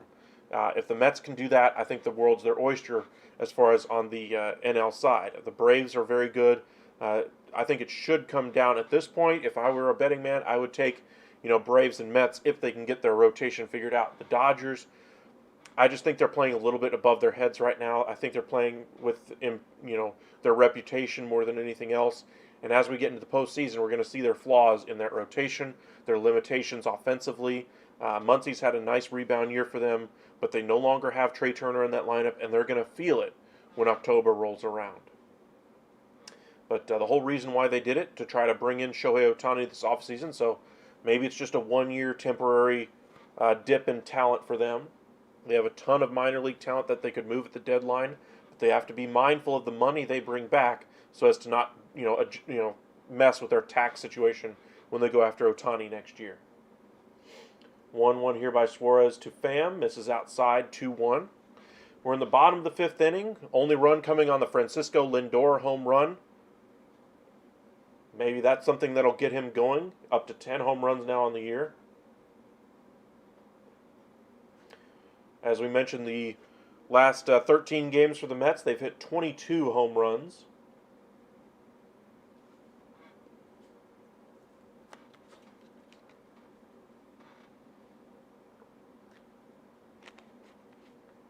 Two misses high.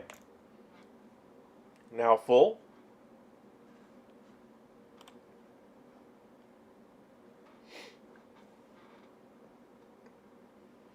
Looks like Suarez is running out of gas here a little bit. That one misses about a foot outside.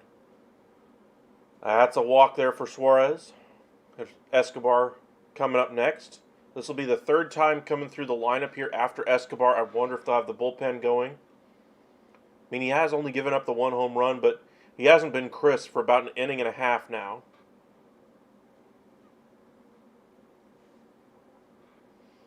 Escobar got a single his last time up. The set by Suarez. And the pitch. Nice one-hop smash there to the Bohm. Nice defensive play. Easy double play. Wow. Wow. Pham literally didn't even run. He took 2 steps and said, nope, that's it. I'm done. Eek. I don't know if he thought he caught it out of the air.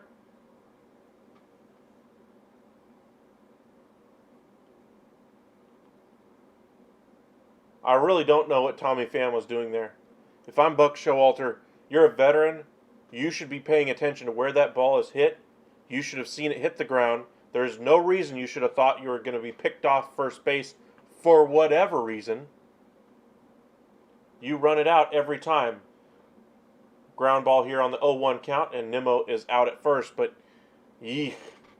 Pham is, getting torched in the media right now, and that's not something, you want to see if you're Tommy Pham right now. Is now you got to have, a conversation with your manager about the ability to run out a ground ball to second base. I mean, sure, you would have been out by a mile, but there's no reason for you to literally take 2 steps and think, yeah, no, I'm just going to go to the dugout. Thanks. I would not be surprised if he's pulled here in the half inning. Buck Showalter's an old school manager. He's the type that would be the type of guy to lift him here in between innings. I mean, it's something you teach your young players, to do every single time. Run out the ground ball to first base. You're on first base. Somebody else hits a ground ball. You bust it to second base. Try to break up a double play. They try not to break it up like they used to in the old days by literally, knocking the other guy's teeth out. But you still run hard to second base every single time. And with 2 important pieces of your future right now on the roster and in the lineup today, in Vientos and in Alvarez, that's not the lesson you need to be teaching. So I would expect, at least some type of retribution here from Showalter to show that that's not how we do things here with the Mets. So keep your eyes peeled if there is a defensive substitution. As we're in commercial break, doesn't look like there has been one as of yet. Could be just a lapse in judgment, but you can't have that. Now, I'm not with the media out there in the fan base saying, Tommy Pham hitting .222 so far this year, he should be off the roster. I think that's more of an indictment of the Mets front office not addressing the needs offensively and relying on Tommy Pham and Eduardo Escobar to be cogs in this lineup. And Tommy Pham, I think, is great as a 4th outfielder. I don't think he should be starting every day for you. Eduardo Escobar, while he's been a good player in his career, having a down year, other pieces in your lineup having a down year.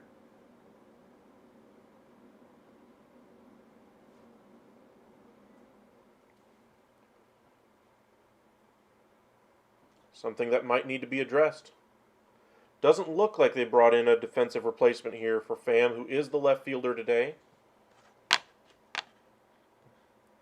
Looking at the bench, they could have gone with Canna out there. They could have gone with Beatty, possibly. Another young guy that they're relying on. Cody Clemens digs in here against Senga. Now a 1-1 count as that corner is just being dotted up over and over and over by Kodai Senga today. If you're new here to the chat, make sure to say hi.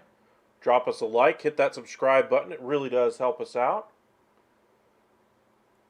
Clemens a little late on that off-speed pitch. Very hittable one that missed his location. But Clemens unable to make contact with it. 1-2 the count here.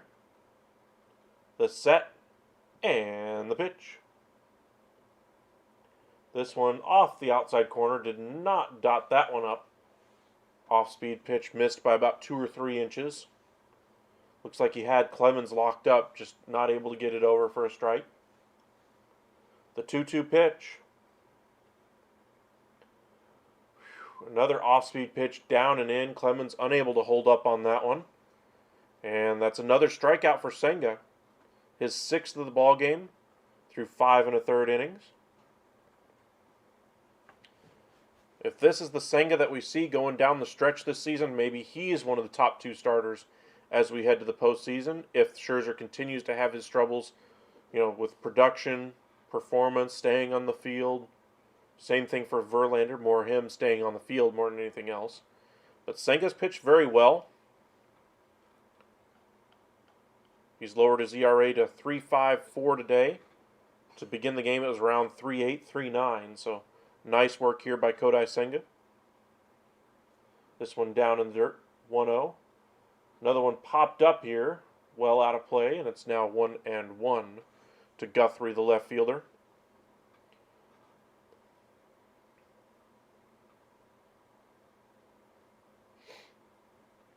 We're here in the top of the 6th inning. Game is only about an hour and 15 minutes old. So game is moving very quickly. Looks like we're going to have a warning issued, I believe, to the pitcher as to not quick pitch. The 1-1 pitch.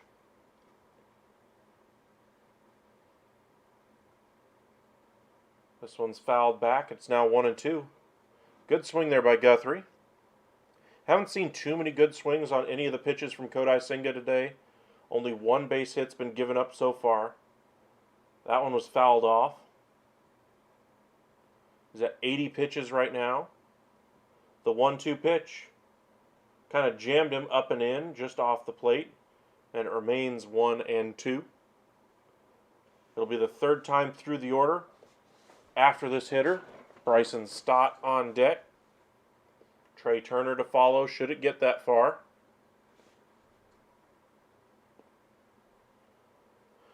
The 1-2 pitch. Swung on and missed. Another off-speed pitch beneath the zone. Gets another chase. 7 strikeouts now for Kodai Senga. Look at that stat line. Just look at it. 5 2/3, 1 hit, no walks, no runs, no earned runs, no home runs.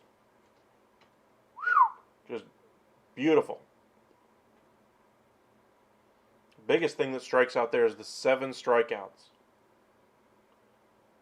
Usually see all these international pitchers coming over with multiple different types of deliveries, multiple pitches off of the same grip, all those types of things, and he's certainly putting it all together here in this one. The 1-0 finds the bottom of the zone. It's now 1-1. Stott had a good at-bat in his first at-bat.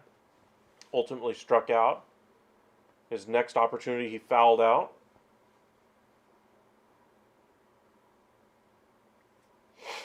The 1-1 just beneath the zone, and I mean just. It's now 2-1. We'll check in on the scoreboards from around Major League Baseball here in between innings. Should Stott be retired. The 2-1. lined to third baseman Escobar, who was in and on the grass on that one. And Stott is retired for the third out of the inning. Through 5.5. No runs, 1 hit, no errors for the Phillies. 1 run, 4 hits, no errors for the Mets. Only run coming on that home run by Francisco Lindor. All right, let's check in on some of the scores from around Major League Baseball. Tigers look like they've added 1 more run to tighten that gap a little bit with the Rangers. Rangers, as we know, have a lot of bullpen issues, as do a lot of teams around Major League Baseball. But they have one of the worst 4 bullpens in all of baseball right now. That is one concern they have. But a high-scoring affair there in the 7th inning. The Marlins lead it 4-2 right now in the bottom of the 6th versus the Padres, and are looking to add more with the bases loaded and only 1 out in the bottom of the 6th. The Guardians are not shut out anymore. It's now an 8-1 ball game against the Orioles. 7-2 remains the score in Toronto. Cincinnati still in front, 1-0 over Boston. Our game 1-0 Mets over Phillies. Still scoreless in St. Louis. Cubs lead it 1-0 over Tampa Bay. Houston 1-0 over Minnesota. White Sox and Angels are tied in the top of the 2nd. And a couple of games yet to get going. Colorado versus Arizona. Braves versus Athletics. Yankees versus Mariners. And Pirates versus Giants. Last game of the evening is the Nationals and the Dodgers. Kind of your scoreboard right now. Let's check in on that Rangers game once again. I know we got quite a few Rangers fans since I am based in Texas.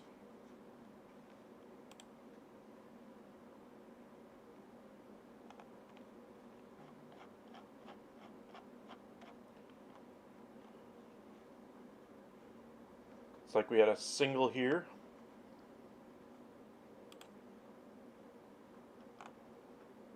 By Garcia. He's out there now at second base. Josh Young at the plate for them. Looks like we're just about back for the bottom of the 6th. Once it does, we'll flip back over for you guys. Rangers looking to extend their advantage over Detroit. And looks like they do. Let's see what it was. Runners in scoring position once again for the Rangers. It's a 2-run home run for Josh Young, 9-6. Wow. Look at that offense for Texas. Just wow. Alvarez swings and misses here at the first pitch from Suarez. Little surprised they're letting Suarez come out here once again here for the 6th inning. He is only at 72 pitches right now, so maybe they're trying to get him some length, but he has not looked sharp for the last 2+ innings now. Gets ahead here of Alvarez, 0-2. It's the 3rd time through the order for them. Alvarez has struck out twice. Maybe that's part of the thinking here. Go ahead and let him face 1 more and then see what you do with Lindor and Alonso to follow. The 0-2 pitch bounces in front of the plate. 1-2.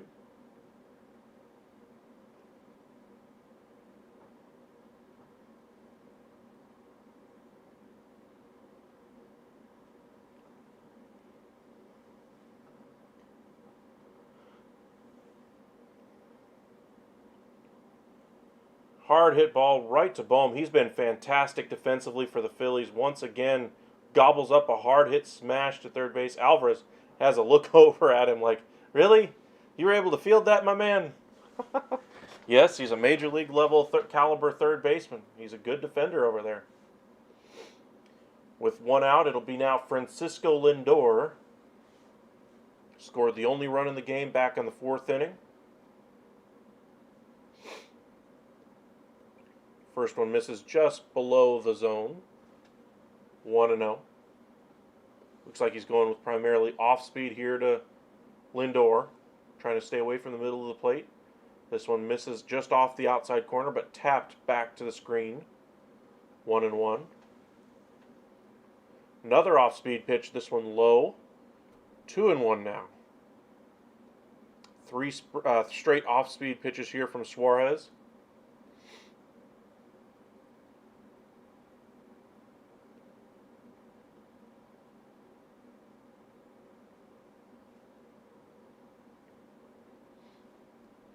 Lindor is now the second New York Met to get above 10 home runs so far this year, get into that double-digit category. Alvarez is at 8. He is the next closest. This one right at the top of the zone on the outside corner. Gets the call, 2-2.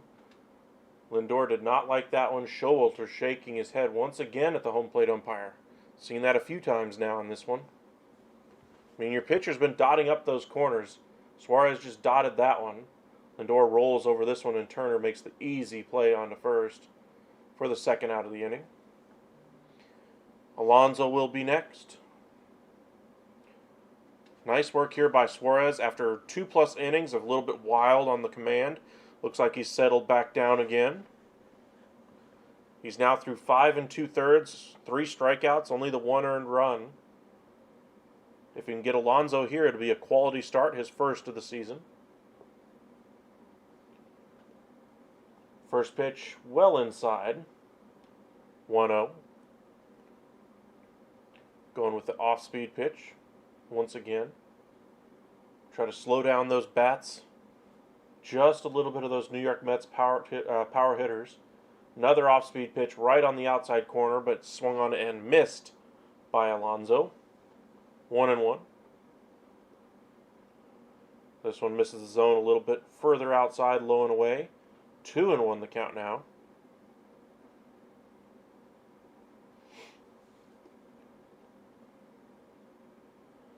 Suarez about to deliver his 84th pitch of the game. The set and the delivery popped up, jammed him off the handle pretty much. Turner goes out just on the outfield grass, about 3 or 4 strides, makes the catch, and we go to the 7th. No runs, 1 hit, no errors for the Phillies. 1 run, 4 hits, no errors for the Mets. This game is moving very quickly. We mentioned at the top that this, we're at an hour 15 minutes. Well, we're now through 6 innings, and we've only been an hour and 25-minute game time so far. So pretty great so far. Speed of the game and all that. This game might actually get in under 2 hours. So we'll see. Especially if we have quick 1, 2, 3 innings. Senga's been very good for the Mets, so we might actually get it. Looking at Senga's day, 6 innings, 1 hit, no earned runs, no runs given up at all, no walks, no home runs obviously, dropped his ERA from a 3.9 essentially down to 3.5, 7 strikeouts so far. Senga's at 86 pitches. This might be the final inning for him. Probably finishes around 100 pitches after this inning, so he'll probably be lifted for the 8th inning, assuming this one goes swimmingly for him. It'll be Turner, Castellanos, and Schwarber here in the top of the 7th. Turner, as I mentioned, really struggling offensively to begin the season. We're now 2 months into the year, and he hasn't been nearly the player that he was, that we all saw in the World Baseball Classic, only hitting .241, OPS at .665. Those are not Trey Turner level numbers, and the power numbers aren't there either. And the Mets certainly willing to continue that level of anguish for Turner here, hoping Senga's able to get the better of him once again. Welcome back, Hank. Yeah, the Rangers on top. Josh Young just hit that 2-run home run to extend the lead, give their bullpen a little bit of breathing room, because I have a feeling they're going to need it today. Can't count on that Rangers bullpen for nothing.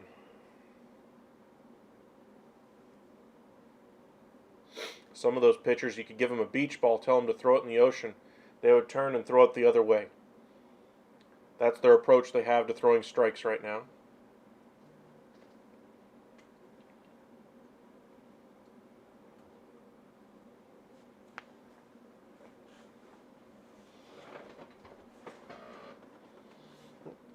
Don't want that green screen falling. My apologies, fellas. This one finishes beneath the zone, 1-0. Turner's flied out twice. Both times to center.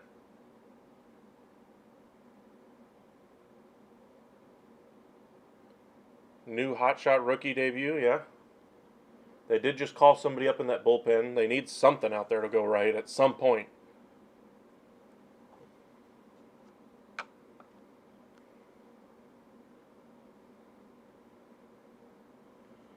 1-1 here to Turner. The set and the pitch. Unable to hold up, says the first base umpire after that one misses a little low and away. Now 1-2. Curious to see if they go after that same spot once again, to see if they get him to chase once again. Just because Turner's not exactly hot right now doesn't mean he can't get there, but that one misses way too far outside the zone. Now 2-2.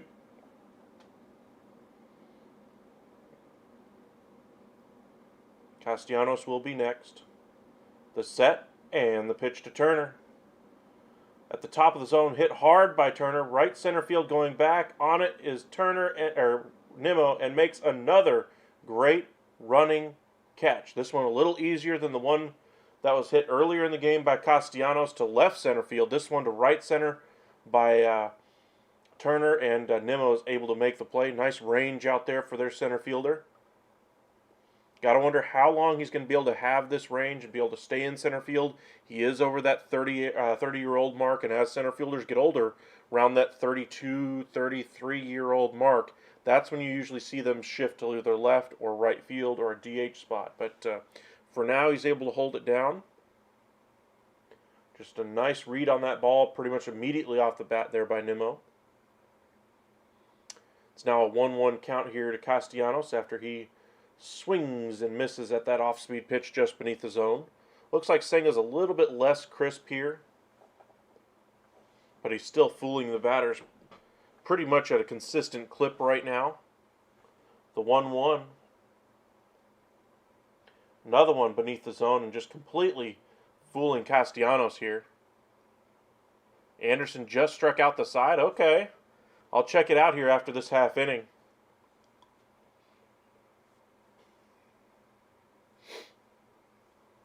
It is the Detroit Tigers, but hey, that's quite a debut if that's how it went down.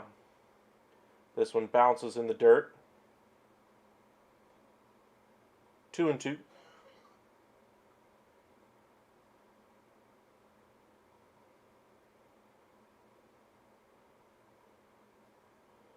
Giving some instructions to his young catcher.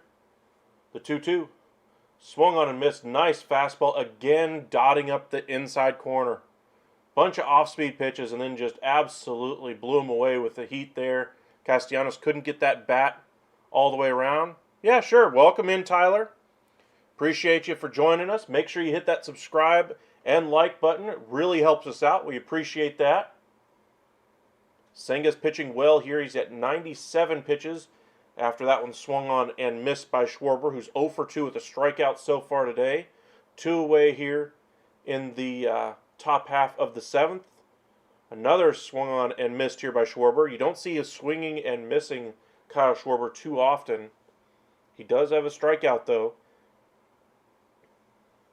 The 0-2 pitch by Senga. And that one misses. Now 1-2 is the count. This will be his next pitch will be the 100th pitch of the day. Mets fans are on their feet right now,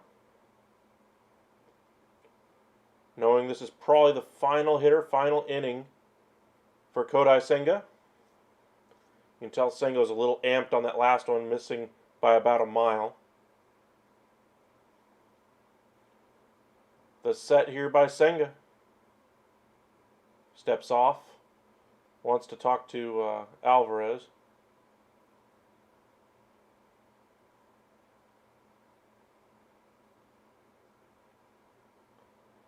Looks like the pitch comm stuff ain't working great.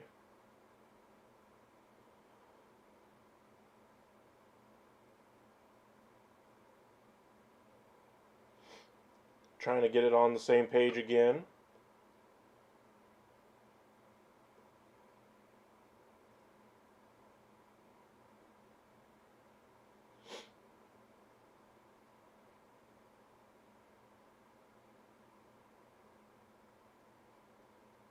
The set and the pitch. Off-speed pitch swung on and missed by Schwarber. Another strikeout here for Senga. What a way to end the day for Senga. Just absolutely dominant from start to finish of this performance here today. 1 hit, believe that's what, 8 strikeouts now so far today. We go to the bottom half of the 7th. No runs, 1 hit, no errors for the Phillies. 1 run, 4 hits, no errors for the Mets. Pitching is the name of the game here today, and the Mets have certainly pitched well so far today. As we mentioned earlier, we'll check in on that Rangers game. Look at that box score. Look at the pitching, wherever that is. I think I passed it already. That'd be right there. There it is. 2 1/3 by Anderson out of the pen. 6 strikeouts? Holy smokes. You weren't kidding. That's a debut for a Rangers reliever. Ho! Let me see what this guy's doing. Grant Anderson. I think his contract was just selected by the Rangers. 21st round pick from the Mariners 5 years ago.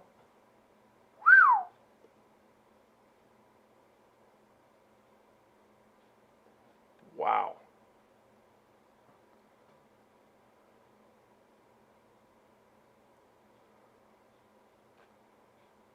I wonder if they have his minor league numbers on here.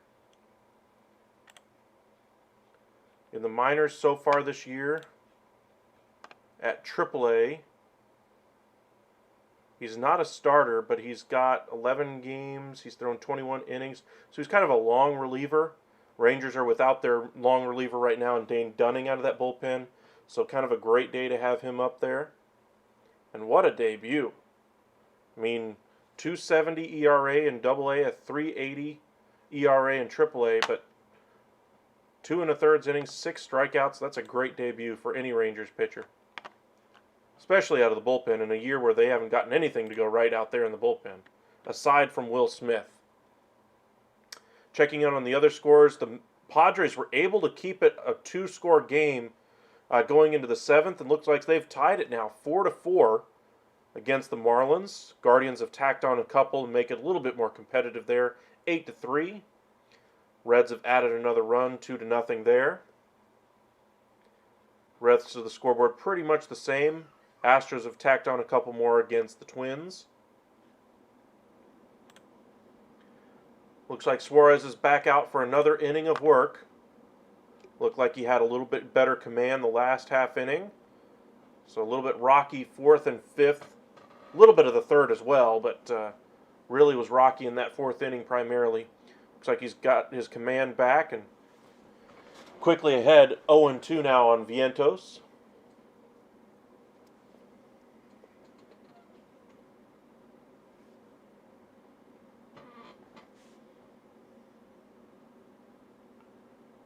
Ooh, just missed there on the inside corner.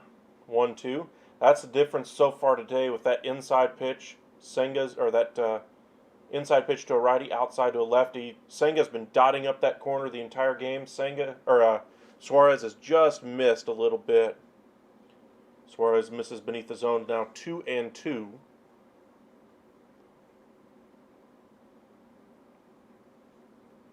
.88 pitches so far. This one right at the bottom of the zone. Vientos unhappy with that call. That was a great pitch right at the bottom of the zone for the first strikeout here in the bottom of the 7th. Kodai Senga, 7 innings, 1 hit, no walks, no runs, 9 Ks. Retired his last 14 hitters he faced. Only downside for the Mets is they can't have him come out here for the 8th inning. He's already at 100 pitches. I mean, they could, but it'd be irresponsible in this day and age with all we know about player performance and what it means for their health should you trot them back out there over 100 pitches. Sure, you have the times where they get up and down. It's the stressful pitches, all those types of things. But with as dominant as he was, you don't want anything to go wrong here. Bunt attempt goes foul here for Marte, and he's quickly behind 0-2 as he chases that one. Would have been a good pitch to bunt on, just couldn't keep it fair. Adam Ottavino loosening out there in that bullpen.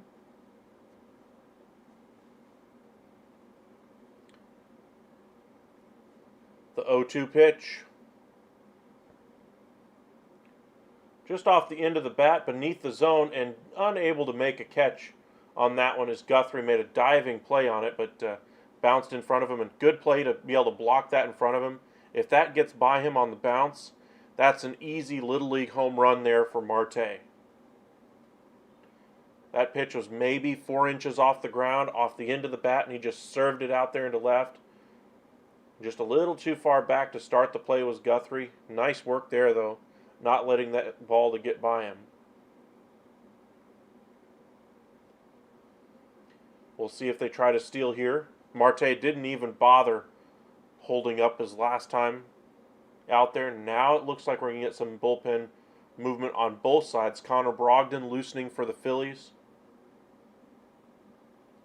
Mound visit right here for the Phillies. Want to see how they're going to do this defensively.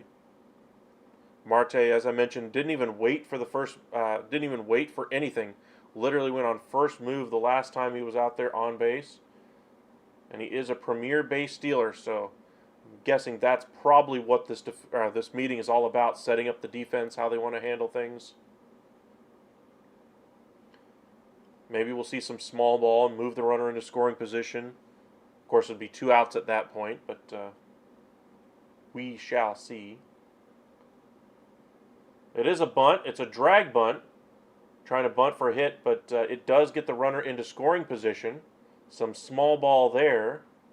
Maybe he saw an opportunity to try to get that ball down between first and the pitcher, but he just didn't get it soft enough. Kind of a hard drag bunt, just a little too hard on that one.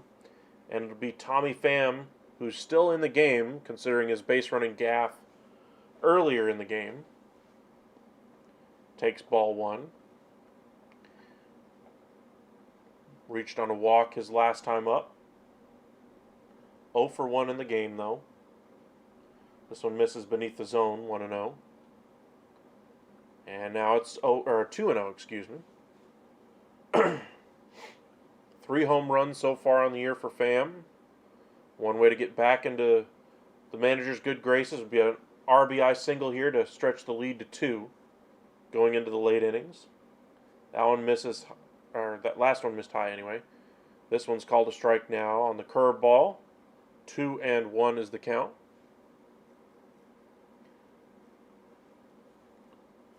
Phillies pitching coach still talking with that bullpen, trying to see how close Brogdon is, see how they want to attack this portion of the lineup. Got to think he will not be in there to face Nimmo for sure. Up to 96 pitches. Rob Thompson trying to figure out how to get this one through the 7th with only a 1-run deficit. Now that Senga's out of the game, you'd have to be happy if you're a Phillies hitter that you might be able to finally do something against the bullpen of the Mets, as good as they were last year.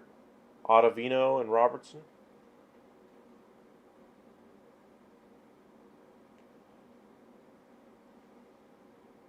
The 2-2 misses beneath the zone. It's now 3-2, full count. Runner will be off with the pitch with the 2 outs on the board right now. Escobar waiting on deck. This might be the final hitter, though. We shall see.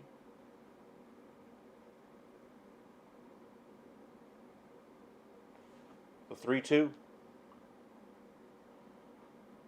Missed just up and away. Missed his location, though. He was trying to throw that inside and just hasn't been able to locate that pitch. And it looks like we will get a pitching change. Rob Thompson coming out of the dugout. Suarez pitched well, but I think this is probably the end of the line for him. And he makes the signal for the righty.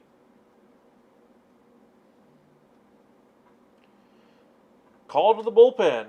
Presented by Nissan according to SNY. Presented by nobody yet. Here at the Upside.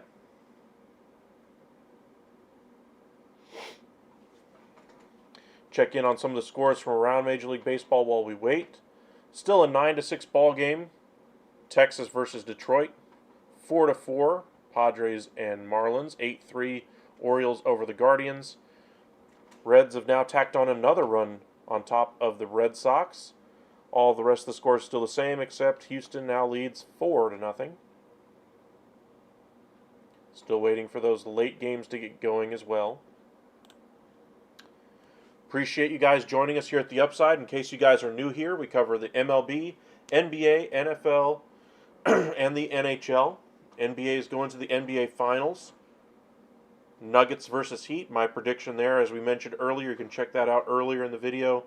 I'm picking the Nuggets in 5. Gentleman sweep, and I'm only giving them credit primarily because of Jimmy Butler. Just saying. Jimmy Butler's played like a man possessed this postseason, but the Nuggets are just too deep. They're too good. Their talent is significantly better than pretty much anything the Heat have. Bam Adebayo or Jokic, give me Jokic. Jamal Murray or any one of their guards that they have for the Miami Heat, give me Jamal Murray. The only spot where they have the advantage is Jimmy Butler, and he sometimes can take a back seat offensively. When he does, the offense continues to struggle, and the Nuggets are just too good offensively. They have too many good premium offensive weapons and good defenders as well that they're going to be, a very tough out here for the Miami Heat. I just think it's going to be a fairly simple sweep, gentleman sweep, if you will, for them. In the NHL anyway, while we wait for the bottom half, or the pitcher here, Brogdon, to get loose anyway. Panthers made it all the way to the finals on the East, playing like the team of destiny. Vegas, of course, getting past my favorite team, the Dallas Stars, in the Western Conference Finals. I just think the team of destiny is finally going to get it done. They have the better goaltending. They just seem to come through in the clutch a little bit more. Vegas just leaves you looking for more offensively. And as good as they played at certain points in that final game against the Dallas Stars, I think the Stars' defense really showed its warts in that series, and we're going to see some changes made on the defensive pairings for the Stars going forward. But they're still a very good team. In goal, they're in their 5th goaltender, which again is another reason why I lean towards the Florida Panthers. Bobrovsky, I think, is just going to have it. Looks like we're finally back from commercial break. Suarez with his best start of the year by a mile. First pitch here by Brogdon misses well outside. And second pitch misses well inside. Now 2-0. Escobar, the switch hitter, batting from the left side now. In his career versus Brogdon, 1 for 4. Brogdon been very wild so far. Gets the call on that changeup on the outside corner. 2-1. I mean, it was close, but wasn't that close.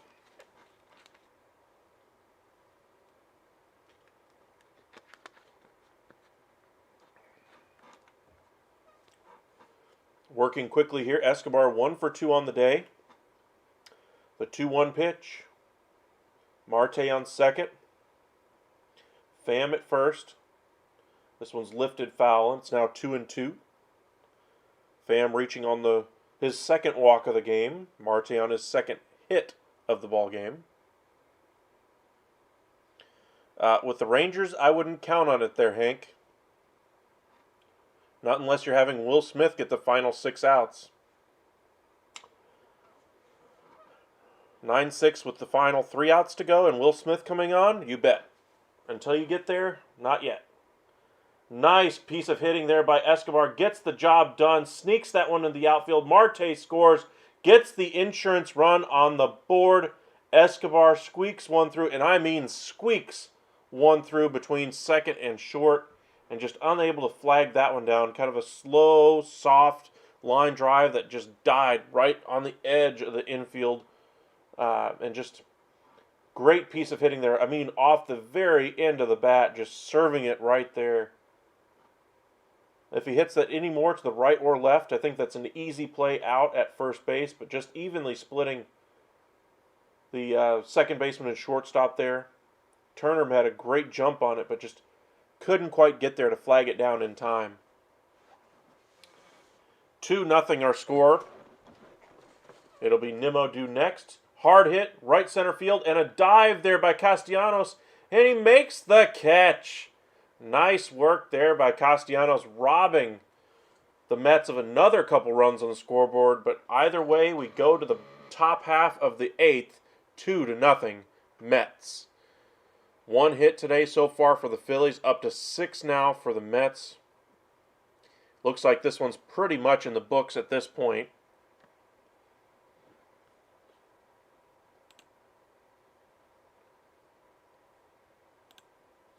You were saying 9-6 with 6 outs to go.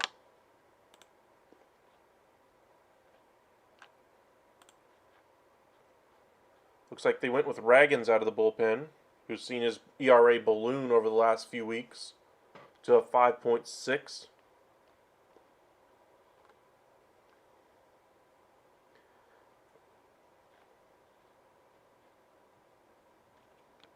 And gets the strikeout there.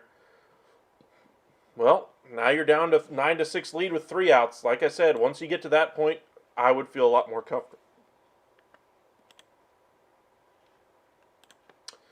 Appreciate you guys joining us again. Ottavino is on to face the Phillies lineup here. It'll be Realmuto, Bohm, and Marsh here in the top half of the 8th. And they really haven't done much of anything at all today.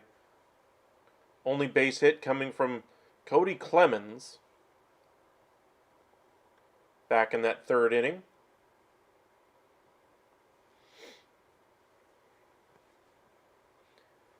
But as well as Senga was pitching today, I guess pretty much anything's got to be better than what he was doing to them today. So here's hoping if you're a Phillies fan. Got quite a few of you guys out there with us. Got a few Mets fans out there as well. Bernard, appreciate you for joining us today.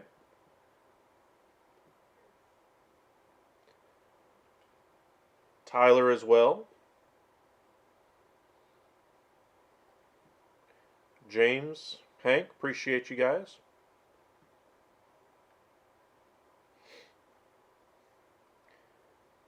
Got some new updates to our channel we've been working on for quite a while. I've been building up an inventory of some giveaways that we might be able to do, coming up with certain ideas and trying to figure out the best way to actually do them. To either A, go to a game possibly, or give away some actual, cards or memorabilia or something. We are a sports channel, so a lot of it will be sports themed. We appreciate all you guys who have joined us over the past year and a half that we've been doing this now. Going to get back into doing a little bit more live content. Made some changes to the studio, quote unquote. Make things work a little bit better, but you'll be seeing some of those changes over the next few weeks, so keep your eyes peeled. Ottavino, safe to say he's not exactly locating here, is quickly behind 3-0 to Realmuto.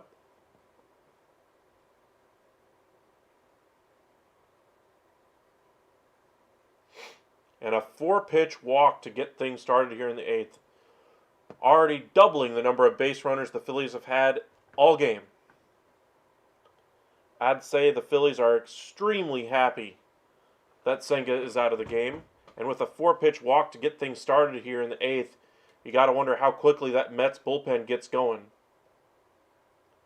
Looks like he might not have it here tonight. Showalter's already consulting his notes pretty much immediately. Gets a generous strike call here on the inside corner against Bohm. 0-1. I say generous because it was a couple inches off and inside.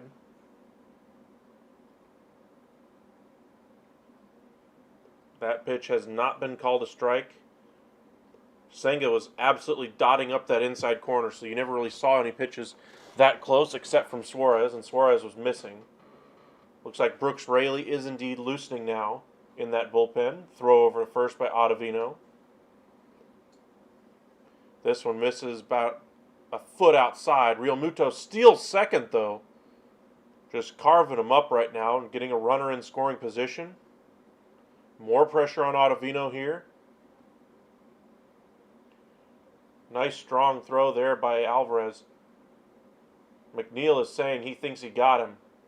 That was a great throw there by Alvarez, though. I mean, a strong throw. It was a little offline, and the Mets look like they want to challenge this. It was a good throw. He might have got him on the heel before he touched the base.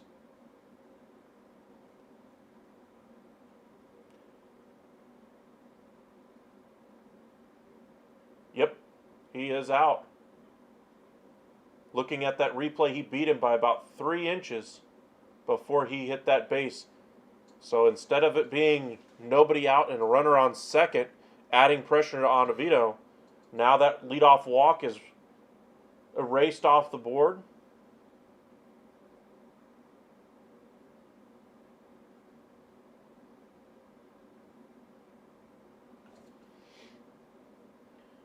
Huge big screen out there in New York. You can easily see he was out.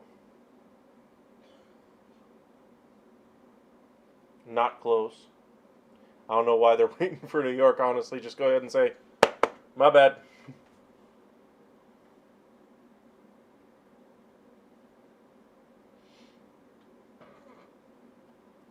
What a strong throw by Alvarez, though. I thought he had that base easily, just by the jump he got and how late Alvarez had to throw. But that was an absolute dart thrown by Alvarez. It was offline, sure, but a dart nonetheless. The 1-1 pitch jammed him. Little tapper out to second, and McNeil once again retires the out. 2 away here, and just as quickly as this inning looked promising here for the Phillies, all hope appears to be lost. Marsh due up next. What a great throw there by Alvarez, and even better tag by McNeil. You can see what the Mets like about him behind the plate. Allen misses down low, 1-0. Ottavino's been a little wild here today. I wonder if the Phillies are going to recognize that and just be patient here with this at bat. The 1-0. Swung on and missed. Off-speed pitch pretty much down the middle. Double barrel action out there for the Phillies. Dominguez and Marte loosening for the Phillies.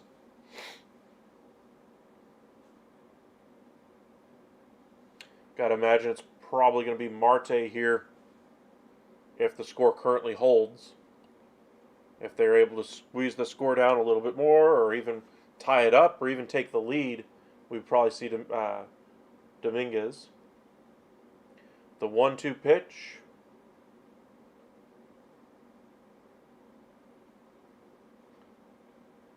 And what do we got here? We're going to call it pitch clock violation. So a ball has been assessed to Ottavino. So it's now a 2-2 count. The set and the pitch. Nice off-speed pitch. Caught a lot of the plate, but Marsh unable to connect with that one. And that's a strikeout.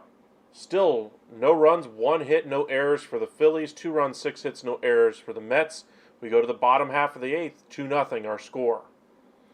Just not any offense to go in this game at all for Philadelphia. Understandably, the Mets, Kodai Senga was absolutely filthy in today's game, but your only hit coming from your number 8-hole hitter.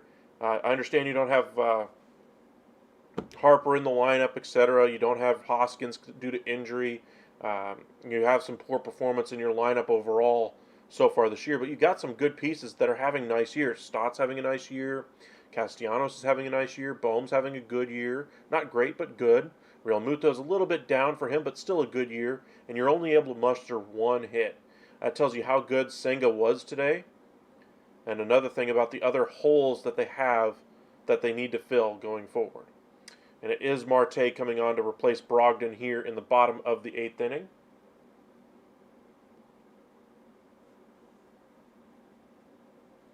It'll be Alvarez, Lindor, and Alonso trying to stretch this lead out a little bit more for that Mets bullpen.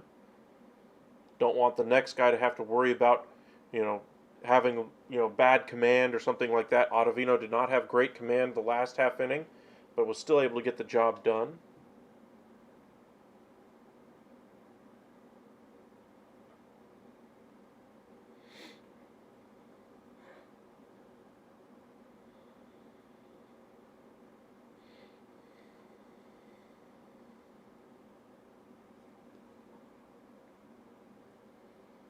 Looks like they're having some connection difficulties with the MLB.TV app with the Phillies and Mets game. There we go. Still in commercial anyway. Take one last lap through the scoreboard. Looks like everything's still pretty much the same right now. Houston tacking on another run versus the Twins. Looks like the White Sox have added a run against the Angels. Still waiting for those late games to get going anyway. But the story in the game we're watching right now, Kodai Senga. Absolutely dominant for the Mets here today. 7 innings, 1 hit, no runs, no walks, no home runs, 9 strikeouts, and lowered his ERA from a 3.9 all the way down to a 3.44. Welcome in, Ron. Appreciate you for joining us. First pitch here to Alvarez. Right down Broadway, tapped off his foot. Alvarez certainly loaded up to do some damage on that swing. Marte so far this year in 10 games, a 9.64 ERA in 9 1/3 innings. 11 hits, 6 walks, 9 strikeouts, and given up already 3 home runs. The 0-1 hit hard center field. Playable though for Marsh. Few steps in from the warning track. Makes the catch. And there is one away here in the bottom of the 8th. Doing pretty great. How you doing today? Had a good day off of work. Mentioned earlier that predictions anyway for the NBA Finals and the Stanley Cup Final as my green screen drops once again. Anyway, but mentioned that we picked the Nuggets in 5. We picked the Panthers in 6. Mentioned some changes we're doing here at the Upside, some giveaways we're going to be starting here in the next couple of weeks. So make sure you join, hit that subscribe button, like the video. Really does help us out quite a bit. Lindor digging in, takes inside ball 1. Lindor being very patient on that one.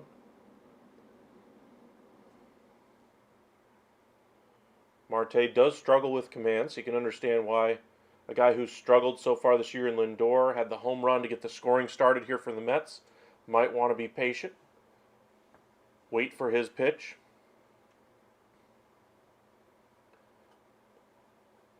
Quickly 2-0, now 3-0 as that one misses beneath the zone. Lindor held off on that swing. Pete Alonso waiting on deck. He scored the other run in the game here today. Or, no. At least that's what the graphic said on TV. That is incorrect. That was Marte who scored it. And a 4-pitch walk here. Might have a Marte on Marte challenge here in a few at-bats. If either Alonso or Vientos can reach.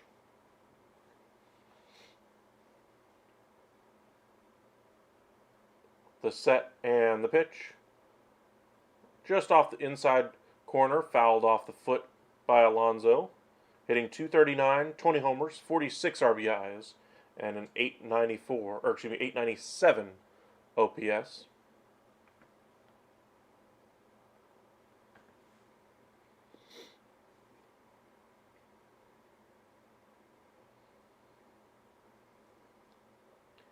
That one misses up and in just a little bit.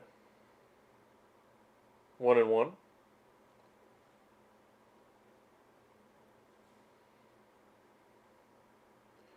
Infield playing over towards the third base side.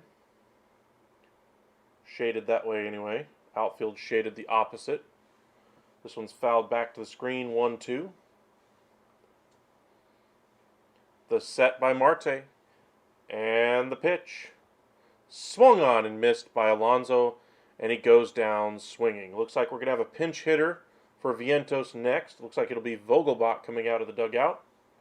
Robertson loosening for the Mets, not Edwin Diaz. No Timmy Trumpets or anything like that, but it will be Daniel Robertson in the ninth, should the Mets be unable to extend their advantage.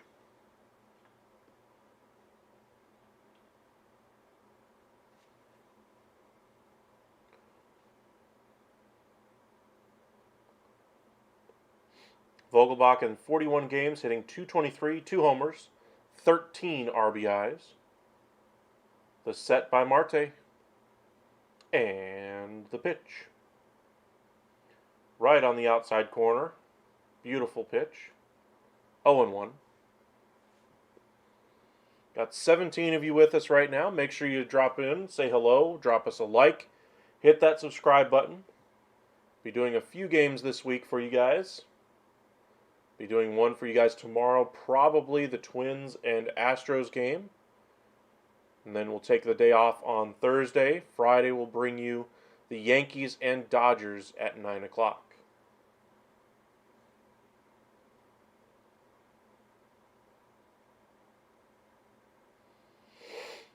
The 1-1. Unable to hold off on that one. Vogelbach is now behind 1-2. Very aggressive hitter. Knows his role on this team. That one misses low, and it's 2-2.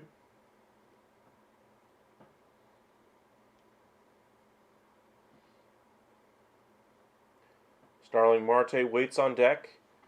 2 for 3 in the game. Mets would love to see him up there next.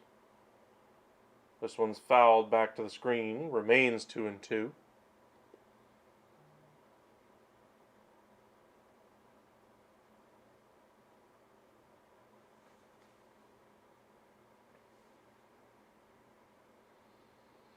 The set and the pitch. Misses inside by about 2 or 3 inches. Able to lay off that one is Vogelbach, and it's now full. Once again, runners will be off with the pitch.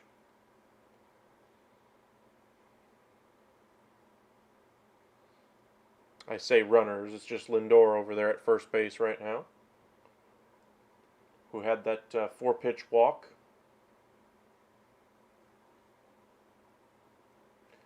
3-2 pitch here to Vogelbach. Fouled off hard down the first base line into the screen. And we'll do it once again. Great at bat here by Vogelbach. Good challenge.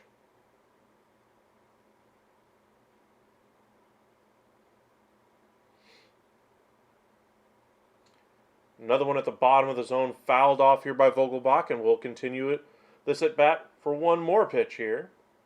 Marte up to 18 pitches now. He has pitched well aside from that at bat to Lindor.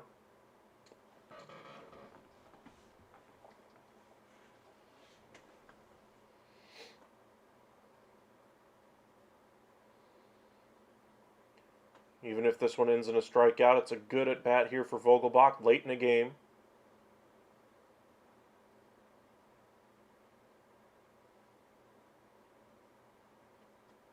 The set and the pitch.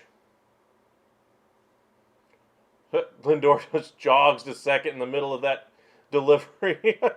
And Vogelbach unable to make contact with that one, swung on and missed for the strikeout. Robertson will be coming on. It'll be Clemens, Guthrie, and Stott for the Phillies. Curious to see if they go with a couple of pinch hitters here. Looking at the bench for them, they've got a couple of hitters they could turn to. Bryce Harper, Sosa, Stubbs, and they also have Harrison out there. Probably one pinch hitter, obviously, going to be Bryce Harper. If I had to guess, the other one, probably Sosa. Probably start the inning with Sosa.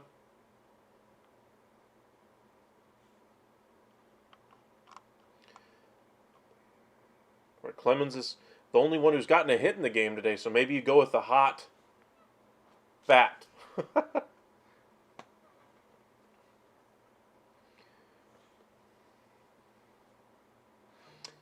Robertson on the year. Let's see what his numbers look like.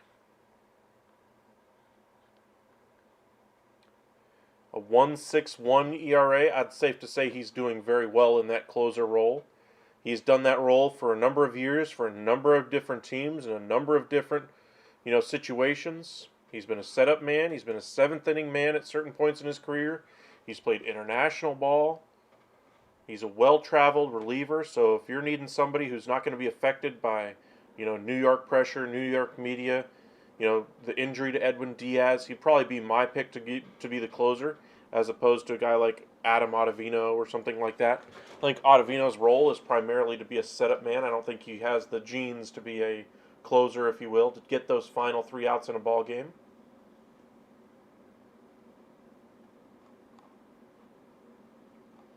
But we'll see who comes in. Maybe you let Clemens hit, and then you pinch hit with Harper for Guthrie. You don't want to surrender a game, but you are down 2. You want to get this lineup turned over and at least let Trey Turner hit. Just waiting for him to get out of commercial break.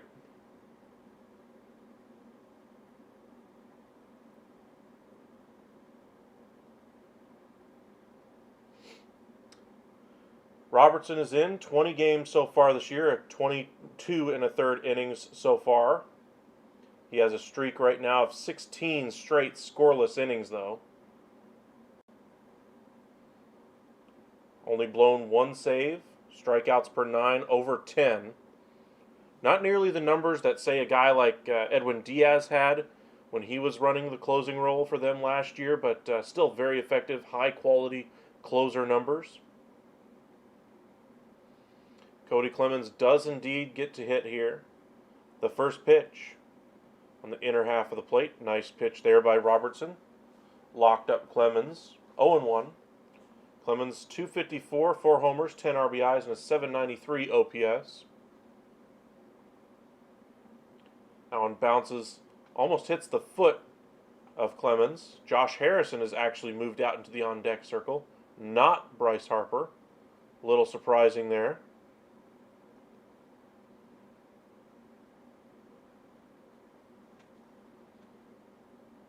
Nice fastball right at the bottom of the zone at the knees. It's 1-2.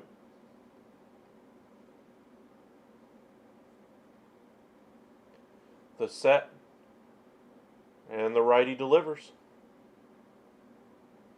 Right at the top of the zone. Great pitch by Robertson. Just a great job. And it is Harrison due up next, as the crowd mimics the trumpet sound for Timmy Trumpet. I'm thinking it's Timmy Trumpet. I could be wrong. The entrance music for their former closer, Edwin Diaz. Harrison coming off the bench, hitting 172 on the year. Maybe this is just an opportunity to get him an at-bat, I suppose. This one misses high. Couple of veterans going at it here. Josh Harrison, a little more well-traveled now at this point in his career. More of a utility guy at this point, back into the roster type. This one finds the inside corner, 1-1. Good off-speed pitch there by Robertson. One thing that makes Robertson so consistent is that he's done it so often. You're not going to rattle him, as I mentioned, with all the different situations he's been through. This is just another day in the park for him. 2-1 as that one misses outside now. Phillies just hoping to get at least one runner on, so that way they can get the tying run to the plate. Foul ball off the home plate umpire's mask, and it's now 2-2.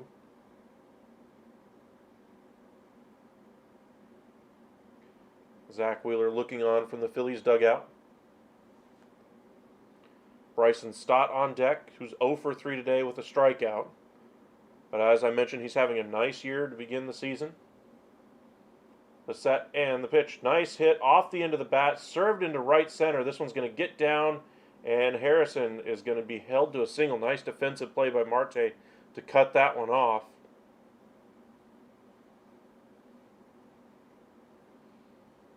And now the Phillies have something working. That's only their second hit in the ball game. They've had runners on in both of the 8th and 9th innings, something they can only say they've had happen in one other inning the entire game. It's been all Mets today. The righty delivers to the lefty. Strike one right at the knees. 0-1 is the count. Trey Turner and Nick Castellanos would follow should it get that far. Stott seen his average drop a little bit today, down to 288. Has those 5 homers. Pickoff attempt there. Back easily is Harrison. Still 0-1. Craig Kimbrell is starting to do at least a long toss, should he be necessary in the bottom half of the 9th. Not necessarily trying to work up a lather yet anyway, just loosening up just a little bit. This one finishes beneath the zone. Alvarez tried to frame it, but dropped it in doing so. Didn't roll too far away, though, and the runner stayed there at first base. 1-1's the count.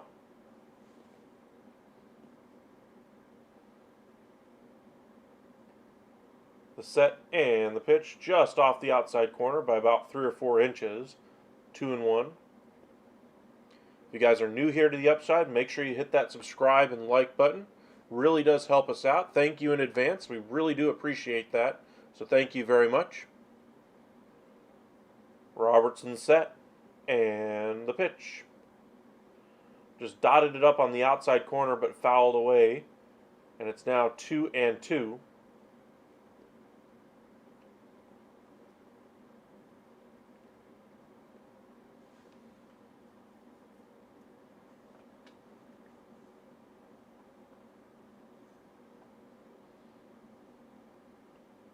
The set and the pitch.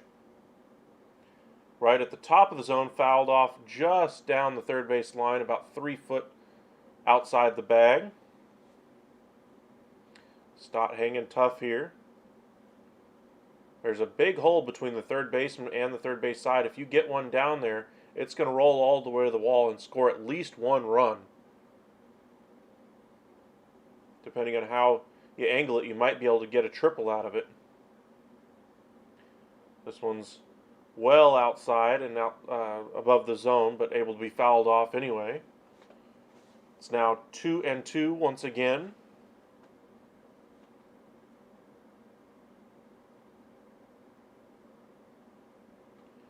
Mets would love to see a double play or a strikeout here.